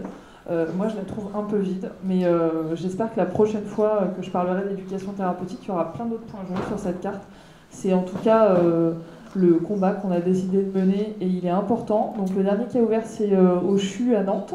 Et on a donc Point Gym qui est en région parisienne, Saint-Joseph à Paris, la clinique Axiom à Aix, le CHU de Nîmes, le pôle Saint-Jean à Cagnes-sur-Mer, Saint-Joseph de Marseille et le CHU à Montpellier où était le premier programme d'éducation thérapeutique. Et donc du coup, les contacts, donc ça peut être intéressant si certaines d'entre vous veulent participer, sachant qu'on fait la promo sur nos réseaux sociaux des différents ateliers d'éducation thérapeutique. Donc n'hésitez pas à nous suivre typiquement sur Instagram et autres réseaux sociaux, Facebook, etc. C'est vraiment là où on fait les différentes promotions des prochaines dates d'ateliers thérapeutiques. On y met les contacts des personnes concernées, donc ça peut vraiment vous aider à aller bénéficier de ces ateliers. Donc c'est souvent des choses sur lesquelles il faut s'inscrire, parce que les places sont forcément limitées, on ne peut pas faire des amphis d'ateliers thérapeutiques, sinon ça perd toute sa valeur. Donc c'est des petits groupes entre 15 et 20 personnes qui permettent vraiment aux patientes de pouvoir échanger, de pouvoir parler de leur situation, comment elles vivent leur maladie, et du coup d'avancer là-dessus. Et donc c'est ce matin, Prisca Thévenot en parlait par rapport à la stratégie nationale de lutte contre l'endométriose. L'éducation thérapeutique en fait partie, et donc c'est aussi pour ça qu'on continue l'aventure de l'éducation thérapeutique et qu'on développe ces programmes sur la France entière. Voilà. Et si vous avez des questions, je suis à votre disposition, que ce soit maintenant ou après. Voilà. Parce que j'allais justement faire une intervention là-dessus, ça tombe bien, je crois qu'il faut en parler aussi. Bonjour à tous, je suis Zélia Breton, je suis doctorante en première année de thèse et je fais ma thèse entre LIV, qui est une start-up, et Compa, une ferme. Et donc LIV, c'est une start-up qui accompagne les femmes atteintes d'endométriose et qui développe des programmes pour accompagner à comprendre la maladie et à donner des pistes, des boîtes à outils pour tester des choses pour voir ce qui fonctionne, pour vivre avec la maladie au mieux. Et donc, elle développe des programmes qui sont remboursés par actuellement la MIGEN, et là qui également sera remboursé par le GHU pour ses salariés. Donc, voilà, c'est pas une éducation thérapeutique des patientes, c'est pas exactement le même principe, mais ça s'en rapproche, c'est un support digital intéressant. Ouais. Sur le volet de comprendre la maladie et donner les outils, ça s'en rapproche totalement. Absolument, donc c'est intéressant parce que c'est accessible à distance. C'est un accompagnement franchement utile, je trouve. Et donc vous pouvez avoir des informations sur le site liv.app. Voilà. LY.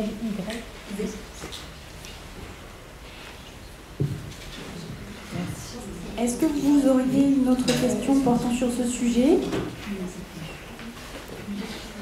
Ah oui. Merci Charlotte.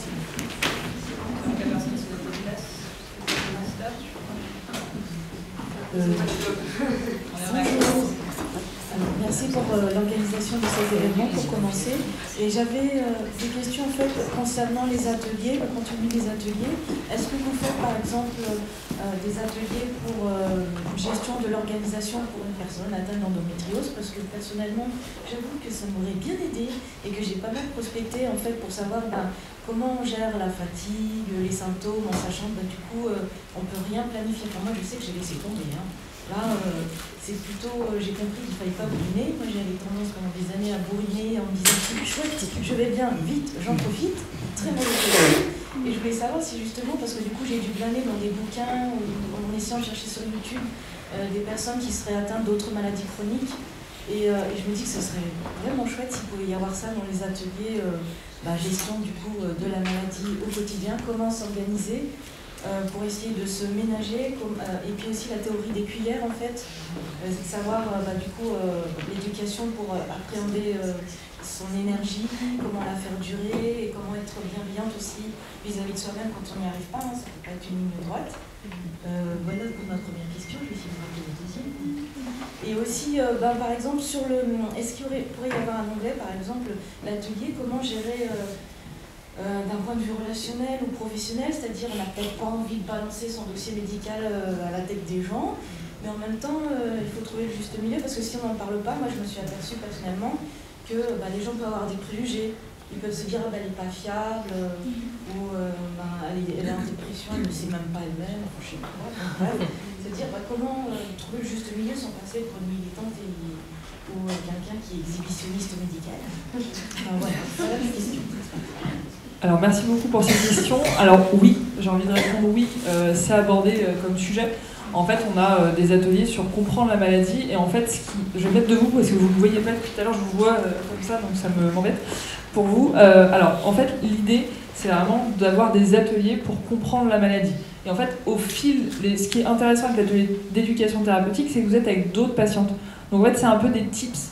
J'ai envie de dire, vous allez vite avoir, on a effectivement des soignants, des médecins, des gynécologues qui peuvent vous expliquer une maladie, mais la richesse de ces ateliers, c'est vraiment d'aller chercher, en fait, comment fonctionnent les autres patientes. Parce que vous êtes des patientes, et il y en a qui sont diagnostiquées depuis 1 an, il y en a qui sont diagnostiquées depuis 5 ans, il y en a qui ont mis en place des choses qui fonctionnent, il y en a qui sont encore en quête, j'ai envie de dire, de solutions.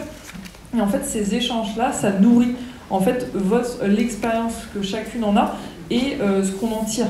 Et donc en fait, c'est comme ça que vous allez construire soit le fait de ne plus rien planifier et d'accepter que c'est ok de ne plus rien planifier, et aussi la manière, pour revenir sur ça, je rebondis sur votre deuxième question avec comment on en parle à ses proches, comment on fait la limite entre ok, j'ai une maladie et j'ai besoin d'en parler parce que ça affecte mon quotidien. Typiquement, je peux annuler à la dernière minute si je suis en crise au fond de mon canapé.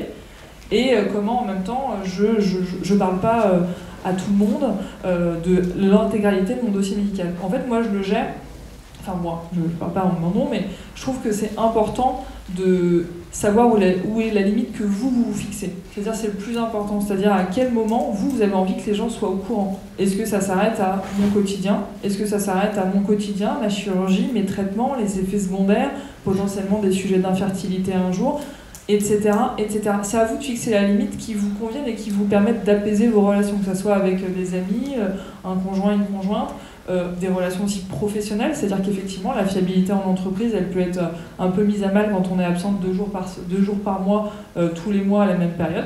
Ça peut être un peu compliqué. J'ai envie de dire merci le Covid, on a des entreprises maintenant qui acceptent le télétravail, ce qui peut aider quand même parce qu'on se déplace moins, on peut rester à la maison. À la maison, il y a plaid, bouillotte, les cachets, enfin tous les trucs et astuces qu'on peut avoir pour gérer notre douleur au quotidien. Et c'est important en fait de le mettre en place comme ça, mais j'ai envie de dire par rapport aux relations aux autres, c'est à vous de fixer la limite que vous avez envie de divulguer, puisqu'il y a des sujets qu'on a envie d'aborder et d'autres non, et ça évoluera peut-être dans le temps. Et par rapport à tout ce qui est comment j'organise mon quotidien, comment j'y travaille, je pense que les ateliers peuvent être vraiment porteurs de solutions, parce que l'échange avec les autres patientes, c'est vraiment ce qui fait la richesse des ateliers, et il y a plein de gens qui, enfin, vous créez vraiment un mouvement. Moi, il y a des patientes qui restent après les ateliers, qui vont se boire un café, et en fait, elles restent à discuter 2-3 heures après la fin des ateliers, parce qu'en fait, elles n'arrivent pas à se quitter, parce qu'elles trouvent des gens, elles se disent, enfin, souvent la phrase qu'on entend, c'est « on n'est plus seul ». Il y en a il y a des gens qui disaient hier, je sais que vous existez, parce qu'on est 10%, donc à un moment donné, il doit y en avoir d'autres quelque part, mais je ne vous vois pas.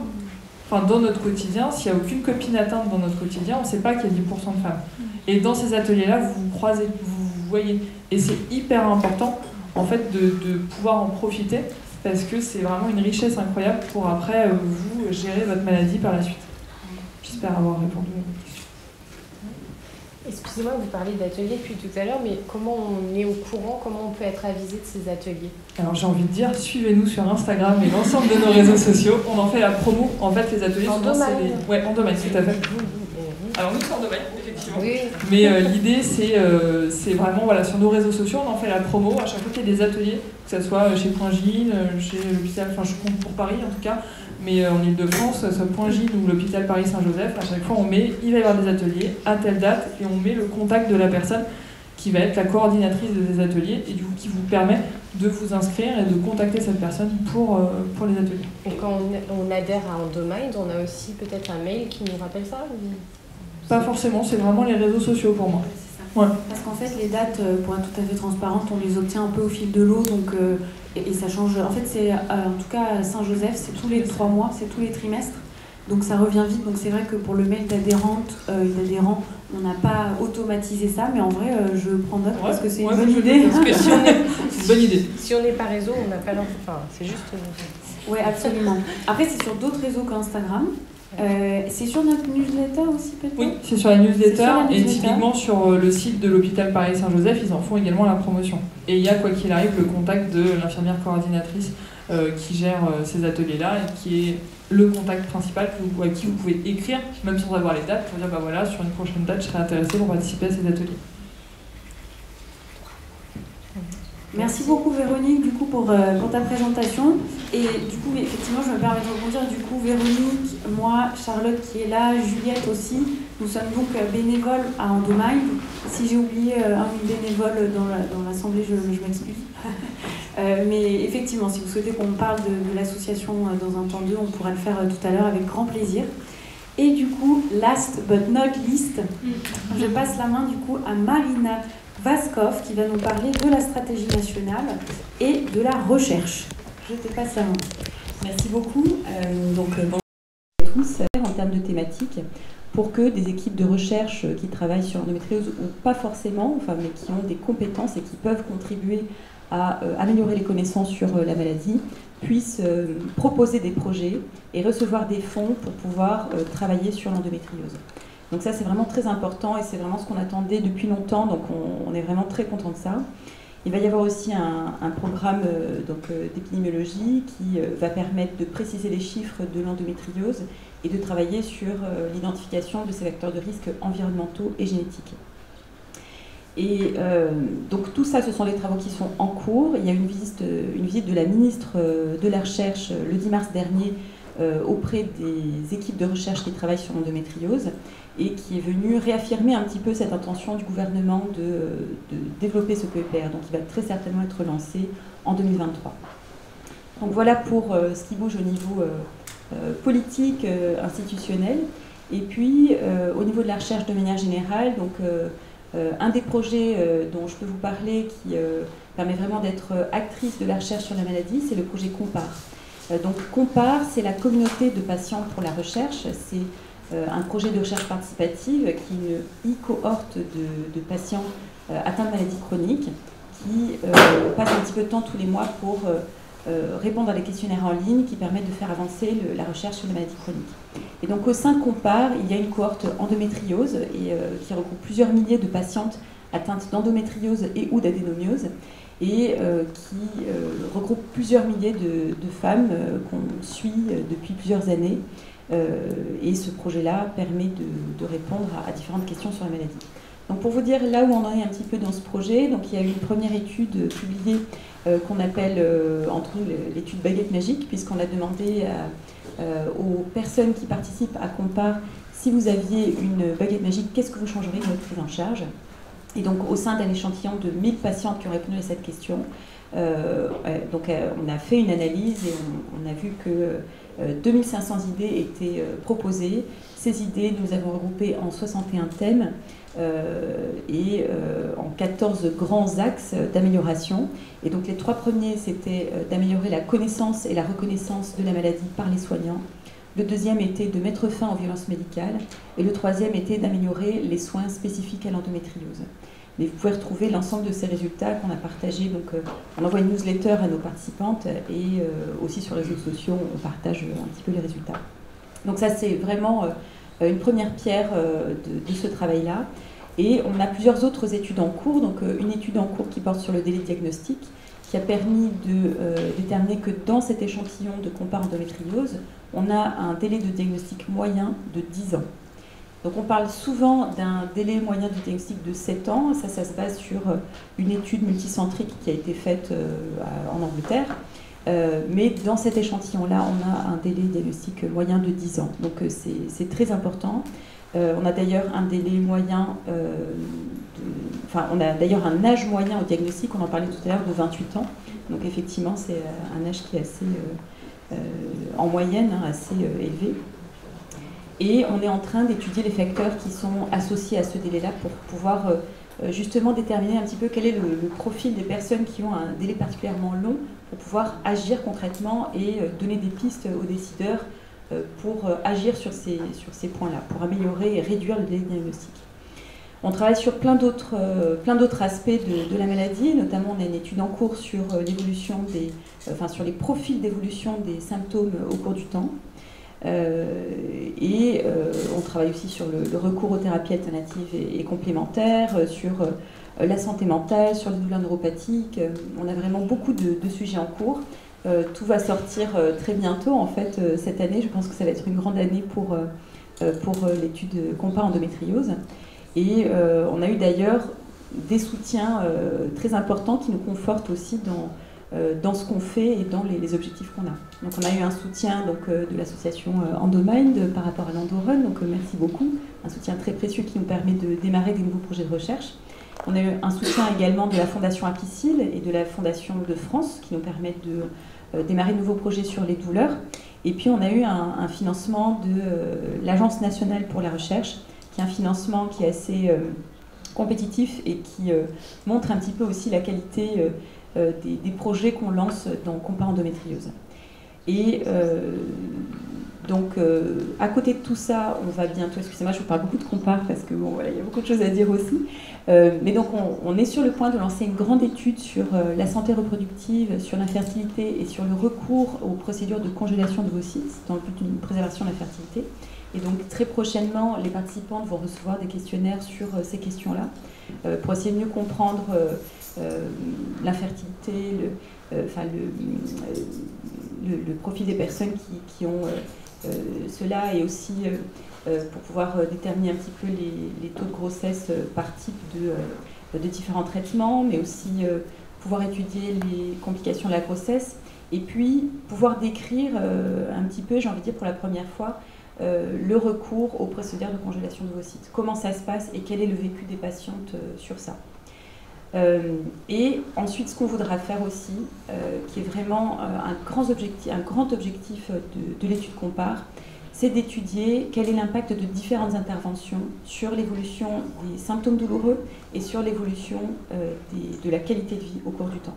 Donc dans les prochains mois, on va lancer cette étude pour essayer de comprendre l'impact de l'alimentation, l'impact de différentes stratégies d'adaptation, donc ça peut être le recours aux compléments alimentaires, au CBD, aux TENS, mais aussi toutes sortes de stratégies auxquelles les patientes ont recours, parce qu'actuellement on ne sait pas très bien pour qui ça fonctionne et pour qui ça ne fonctionne pas, il semble que ce soit très hétérogène, et donc dans la cohorte compas endométriose, on a là vraiment une grande opportunité de mieux comprendre pour qui ça fonctionne. Donc voilà, et donc si vous voulez participer à ce projet, c'est vraiment une grande opportunité de contribuer à la recherche. Vous pouvez vous inscrire sur le site compare.aphp.fr pour donc être participante. Et si vous voulez nous rencontrer, on va être plusieurs membres du groupe sur un stand ici au village associatif. Donc très vite pour en discuter. Merci beaucoup.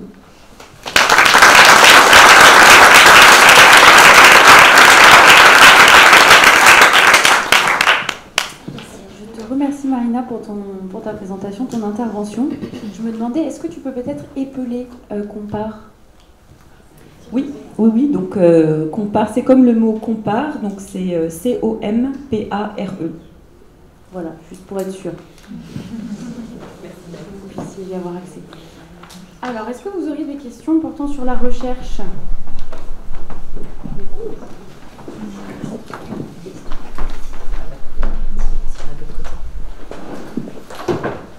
En réalité, j'aurais une question plus générale à vous en tant que chercheuse, mais aussi à Endomind général.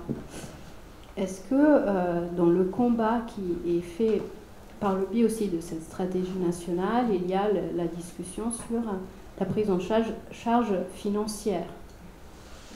parce que, en tant que patiente, comme ça a été le vécu de beaucoup de personnes, grâce à mon médecin traitant, au début j'avais fait, en tant que radiologue, je pense que vous êtes aussi vachement sensibilisé à ça. Si on fait une radiologie, une radio assez générique, on n'obtient pas le même résultat de diagnostic, mais si on est dirigé vers la bonne, par exemple, donc moi j'ai été dirigée vers le centre spécialisé de l'endométriose avec des personnes qui étaient parfaitement qualifiées. À ce moment-là, avec une échographie pelvienne parfaitement adaptée et des professionnels parfaitement adaptés, on a eu un diagnostic qui était absolument parfait et tout. Par contre, financièrement, pour des femmes, et ça fait, je ferai le lien par rapport à l'étude que vous faites aussi, financièrement, pour ma part, je n'avais pas de problème, donc si je payais une telle échographie avec un dépassement d'honoraires énorme, je n'avais absolument aucun problème. Mais par contre, une personne qui n'a pas les moyens financiers de le faire, ou une jeune femme qui dépend encore de ses parents et qui doit... imaginons, on est en face à une situation dans laquelle les parents ne sont pas sensibilisés à ça.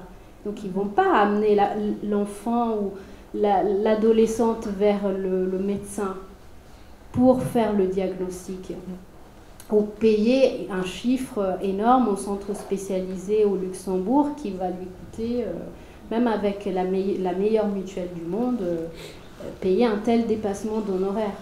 Donc ça fait partie, je dis, des facteurs, je pense, pour lesquels le diagnostic est aussi retardé, parce que pour ma part, je n'aurais jamais pu être diagnostiquée avant mes 30 ans, financièrement, je pense aussi.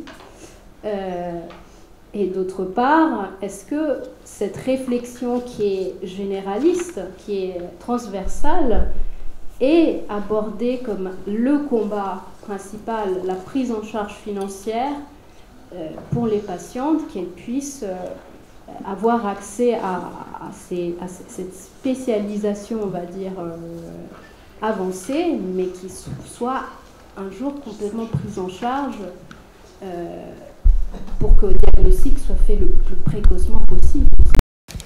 Il faut savoir que la LD, oui, c'est bien, mais il y a aussi une problématique qui n'est pas réglée dans la LD, c'est que tous les soins paramédicaux dont vous avez besoin, qui sont très nombreux, vous avez tout recours à cela, c'est pas pris en charge pour l'instant. Donc ça, c'est un travail que l'on a mené, on a essayé de travailler avec la Sécu pour essayer de faire avancer le sujet. Pour l'instant, c'est bloqué au niveau national. On est arrivé assez loin dans un protocole d'accord pour un panier de soins remboursé annuel, donc sur la prise en charge des techniques de type kiné, ostéopathie, ainsi de suite que vous utilisez, mais c'est pas fait. Et ça, par exemple, ça c'est pas réglé par la LD. Après, il faut les premières dépenses inutiles, c'est d'abord l'accumulation des examens que vous faites avant d'arriver à un niveau de diagnostic précis. Ça, c'est clair que c'est une gabegie terrible. Et donc, il faut raccourcir, c'est tout le but de la stratégie nationale, d'aller directement au but, d'aller voir les gens qui savent et qui évitent de faire perdre du temps. Parce que chaque fois qu'une patiente arrive avec un dossier comme ça, on sait déjà que c'est l'endométriose. Quelqu'un qui a déjà fait une coloscopie à 23 ans, c'est évident que c'est l'endométriose. Donc tout ça, ça coûte énormément d'argent et c'est en pure perte parce qu'on n'aboutit pas au diagnostic pour autant et ça participe à l'errance diagnostique. Donc il faut raccourcir ce délai, donc il faut former tout le monde. C'est le nerf de la guerre, franchement, c'est ça qui permettra de faire avancer. Donc c'est long, ça c'est clair. Et puis après, il y a aussi, par rapport aux dépassements médicaux, ça c'est vrai, mais quand on est installé à Paris intramuros, si vous n'êtes pas en dépassement d'honoraires, c'est même pas la peine d'ouvrir le cabinet. Voilà. Et donc il faut être aussi à l'hôpital. Donc par exemple, moi je suis accessible à l'hôpital sans problème. Et donc là, effectivement, c'est conventionné sans souci avec un tarif sécurité sociale. Donc il faut multiplier les approches. C'est pour ça que dans les filières de soins, il faut à la fois des structures hospitalières, des structures des centres de santé et des structures libérales. On ne peut pas faire sans. Parce qu'on n'est pas assez nombreux, il faut multiplier les approches et on n'est pas tous hospitaliers au temps plein. Et je pense que, heureusement d'ailleurs, parce que si j'avais été hospitalier temps plein, j'aurais jamais pu créer et fonder le centre et le réseau qui s'est développé. On était 4 au départ en 2006, on est 300 maintenant. Et ça a été quand même ça a aidé énormément à développer la prise de conscience de l'endométriose et que tout le monde s'y mette. Et donc ça, oui, il y a des avantages et des inconvénients, tout est gris, c'est ni noir ni blanc, et ça fait partie des réponses potentielles. Voilà. Mais c'est vrai que c'est totalement imparfait et qu'il y a des inégalités énormes, effectivement, et puis il faut déjà éviter la gabegie d'examen et arrêter d'avoir 5 échographies, 4 IRM, une coloscopie, et ainsi de suite, pour rien. Ça, c'est clair, c'est la première étape. Ça. Mais la date de première constatation de la pathologie, elle ne peut pas être avec une rétroactive par rapport à l'ALD, parce que l'ALD, elle est reconnue à un certain moment. Non. Et je veux dire, les examens, on les fait en avance. Donc, oui, en amont, il y a une constatation déjà avant la reconnaissance. Alors, l'ALD, la prise en charge, elle démarre qu'à partir du moment où l'ALD, elle est reconnue. Alors qu'on prend une maladie professionnelle, on a une première constatation qui peut remonter à 3 ans en arrière, par exemple. Je veux dire, avec des examens, on arrive avec des examens, on prouve qu'on a passé les examens et qu'il y a déjà un diagnostic de posé. Il y a aussi un décalage quand même. La maladie qui peut être prise. Oui, aussi. Mais c'est dommage parce que les soins de maladie pro, elles peuvent être prises avec une maladie mais pas oui, il faut faire progresser le concept. Sur la question de l'ALD, aussi une petite réaction côté Endomain qui était aussi sollicitée. Et merci beaucoup pour cette question d'ailleurs qui pose vraiment un sujet absolument essentiel. On sait par ailleurs que 49% des femmes qui ont l'endométriose sont impactées dans leur carrière. C'est probablement plus à mon avis, mais en tout cas c'est à minima ce qui est constaté actuellement. Donc on sait que la maladie en tant que telle précarise financièrement les femmes. Donc la question de l'accessibilité financière des soins est absolument essentielle pour permettre une bonne prise en charge des femmes de leur pathologie. La question de la reconnaissance en affection de longue durée traite pour partie cette question-là. C'est l'une des raisons pour lesquelles on avait porté fortement, et l'association s'est mobilisée depuis plusieurs années pour la reconnaissance en tant qu'affection de longue durée, donc ALD 30, ce qui n'est pas tout à fait la même chose que la ALD 31. Il y a un peu... Actuellement, c'est possible d'avoir une reconnaissance en affection de longue durée, mais c'est un peu plus long, c'est un peu plus compliqué. Il y a plus de dossiers à remplir et surtout, il y a plus d'inégalités selon les territoires, puisque comme l'expliquait le docteur Petit tout à l'heure, les médecins conseils de la sécurité sociale qui acceptent ou non la reconnaissance en ALD 31 n'ont pas tous la même formation, n'ont pas tous le même niveau de compréhension de la maladie et donc pas tous le même avis. Donc c'est très inégal selon les territoires et ça pose un problème aussi d'inégalité territoriale d'accès aux soins des femmes. Et sur la question donc, de l'affection de longue durée d'un point de vue strictement financier, donc ça permet un remboursement à 100% des soins de la sécurité sociale. Alors tous les soins malheureusement ne sont pas, il y a certains soins très utiles pour la pathologie qui ne sont pas remboursés du tout. Il y a un problème de dépassement d'honoraires. Le problème de dépassement d'honoraires est aussi lié au manque de médecins, puisque quand il n'y a qu'une poignée de spécialistes, du coup forcément c'est beaucoup plus compliqué. À partir du moment où tous les médecins, y compris de premier recours, seront formés, ça permettra d'améliorer fortement l'accessibilité. Donc il y a un gros travail là-dessus. Il faut remercier le docteur Petit pour son tour de France et tout le travail qu'il mène là-dessus, puisque c'est absolument indispensable. Il y a une autre question, on parlait tout à l'heure du congé menstruel, c'est la question du jour de carence, puisqu'on est sur une pathologie qui peut assez facilement amener à des arrêts de travail courts, mais très répétés. Et donc à chaque fois qu'il y a un arrêt de travail, même si c'est une journée ou 2 journées, alors ça peut y avoir des conventions collectives dans certaines professions qui font qu'il n'y a pas de jour de carence qui s'applique, mais pour les femmes qui ont un jour de carence, ça peut facilement arriver à 1 jour de salaire en moins par mois pour celles qui se voient appliquer le jour de carence. Donc de ce point de vue-là, la reconnaissance en affection de longue durée serait vraiment un avantage, puisque à partir du moment où il y a un arrêt maladie lié à la pathologie chronique, seul 1 jour est retiré sur une durée de 3 ans. Ça permet quand même de réduire extrêmement fortement l'impact financier de la pathologie pour les patientes et pour les femmes qui arrivent à être en emploi et à se maintenir en emploi. Donc ça, c'est quelque chose d'extrêmement important. C'est l'une des raisons pour lesquelles l'association avait porté la reconnaissance affection longue durée dans le cadre de la stratégie. Alors, malheureusement, ça n'avait pas été retenu l'année dernière, malgré d'ailleurs le vote à l'unanimité de l'Assemblée nationale qui avait porté cette demande-là. Mais on avait demandé donc une évaluation à 18 mois. Donc c'est dans 6 mois. Donc on retournera évidemment vers la DGOS, le gouvernement et le comité de pilotage en charge de la mise en œuvre de la stratégie pour voir quel est le nombre de femmes aujourd'hui qui bénéficient de la reconnaissance en ALD. Lors des débats sur la stratégie, c'était entre 5 000 et 7 000 femmes sur toute la France, sachant qu'on estime entre 2 à 4 millions le nombre de femmes concernées par la pathologie. Donc on est très très en deçà des besoins actuellement. Donc il y a un non-recours au droit très important sur cette question-là. Donc c'est important de continuer à en parler. Évidemment, on encourage toutes les femmes qui le souhaitent à faire des dossiers de demande d'ALD 31, à nous faire remonter quand il y a des difficultés et des blocages, mais dans tous les cas, à continuer à se mobiliser pour que l'endométriose soit bien inscrite sur la liste des 30 pathologies dont parlait Véronique tout à l'heure, qui sont donc sur un décret et donc reconnues affection de longue durée. J'ai vu une main se lever pour une question.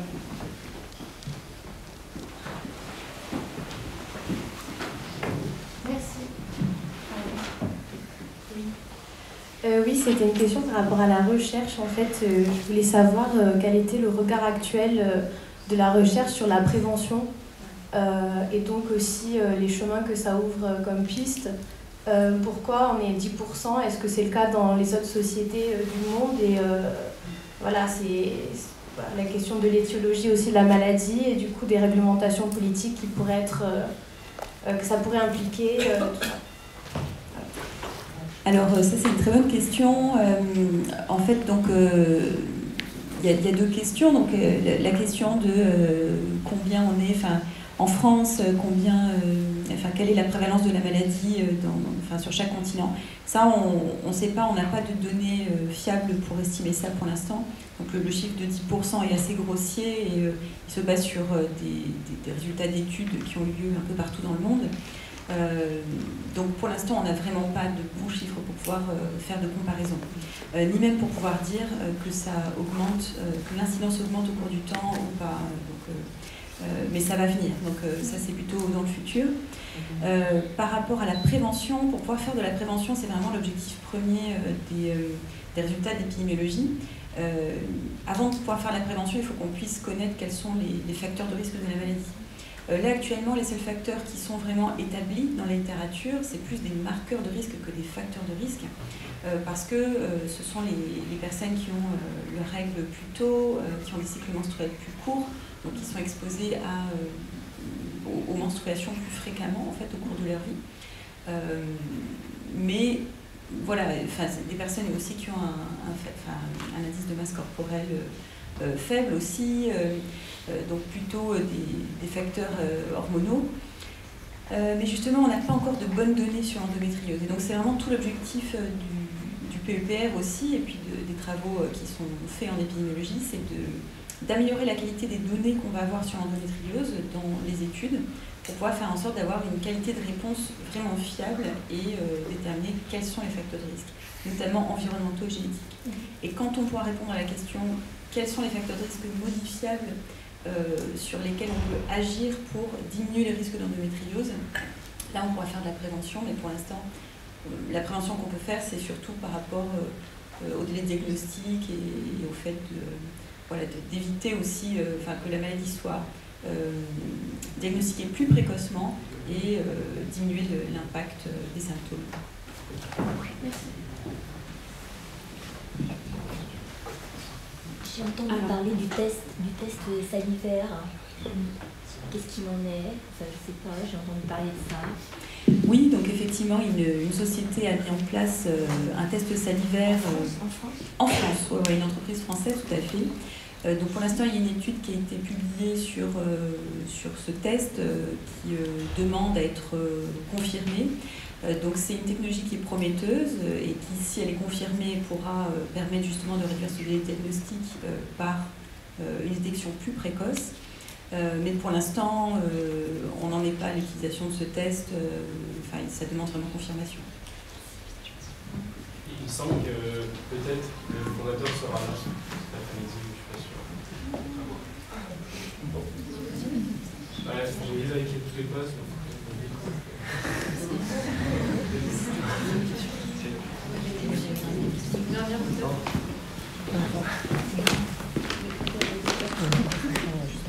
Merci. Moi, j'avais une question aussi sur la recherche qui va peut-être faire polémique, mais j'ai été témoin par différents réseaux sociaux et par ma copine qui est atteinte d'endométriose, qui avait eu une flambée, ou potentiellement qui avait eu une flambée de la maladie après soit avoir des symptômes du Covid-19 ou la vaccination du Covid-19. Et la question, c'est pas de savoir si je suis pour ou contre, c'est de savoir si ces questions en recherche se sont posées et s'il y avait vraiment eu un impact sur, du Covid-19 ou de la vaccination sur l'endométriose. Ça, c'est une question très intéressante. Nous, on n'a pas travaillé sur ça, mais plusieurs équipes dans le monde travaillent sur ça, sur cette question. Donc, il semblerait déjà dans un premier temps que le virus en lui-même ait un impact dans certains cas sur les symptômes. Alors, pardon. Dans un premier temps sur les menstruations, en fait, donc sur les règles, sur les symptômes aussi. Voilà, ensuite, je ne connais pas exactement sur Goût des Deux la littérature sur le sujet, mais je sais que des équipes ont travaillé aussi sur l'impact sur les symptômes.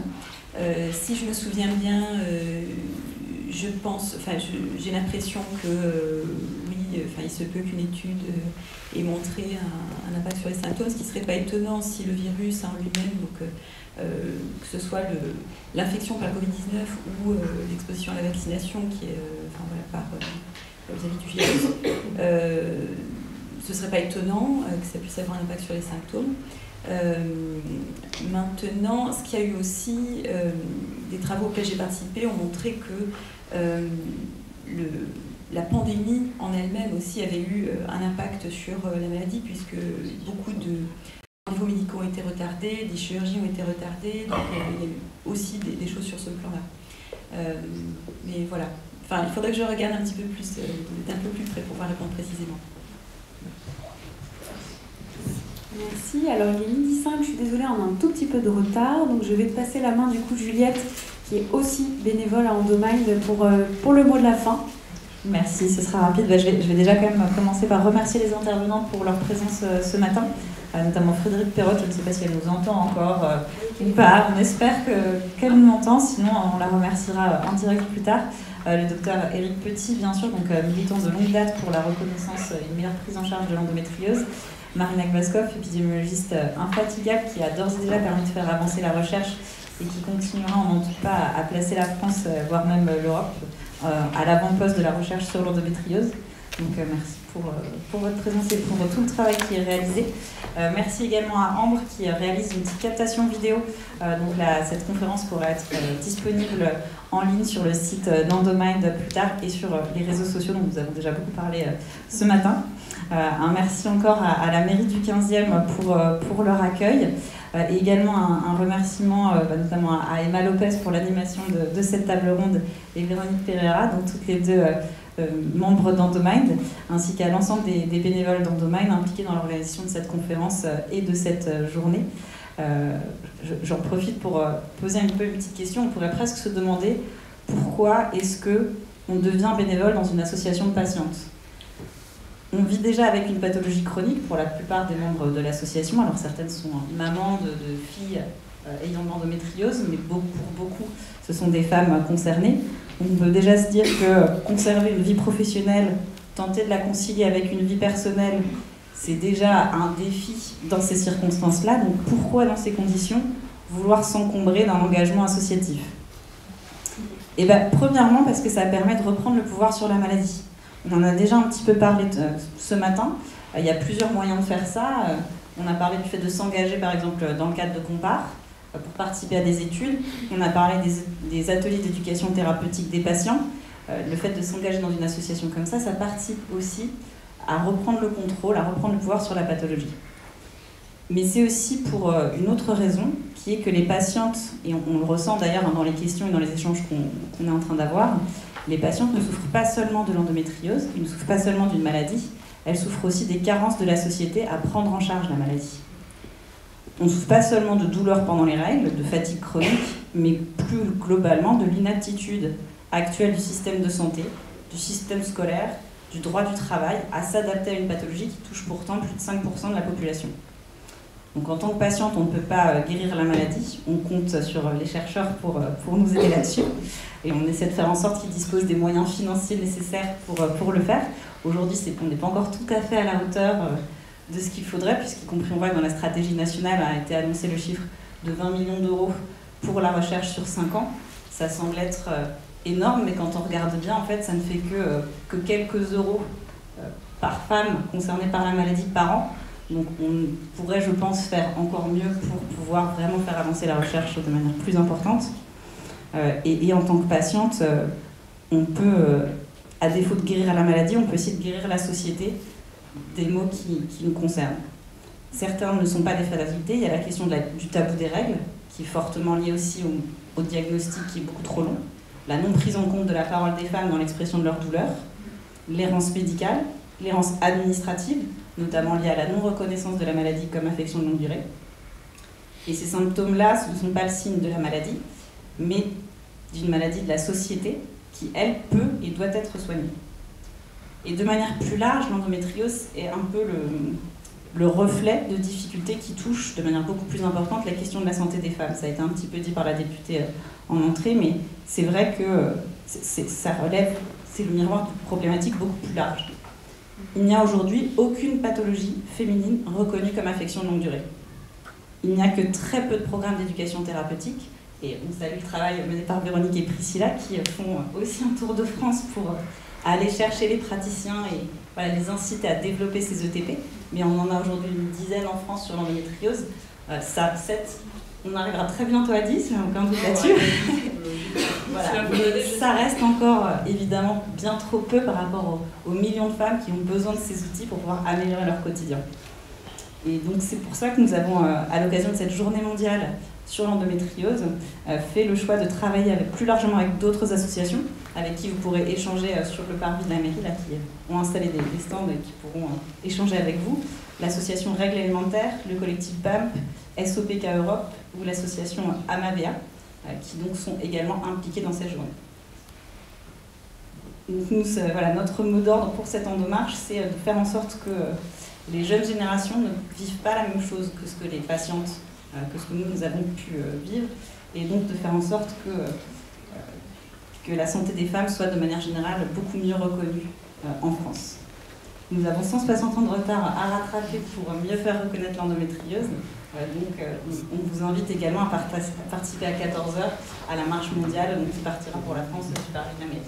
Merci beaucoup.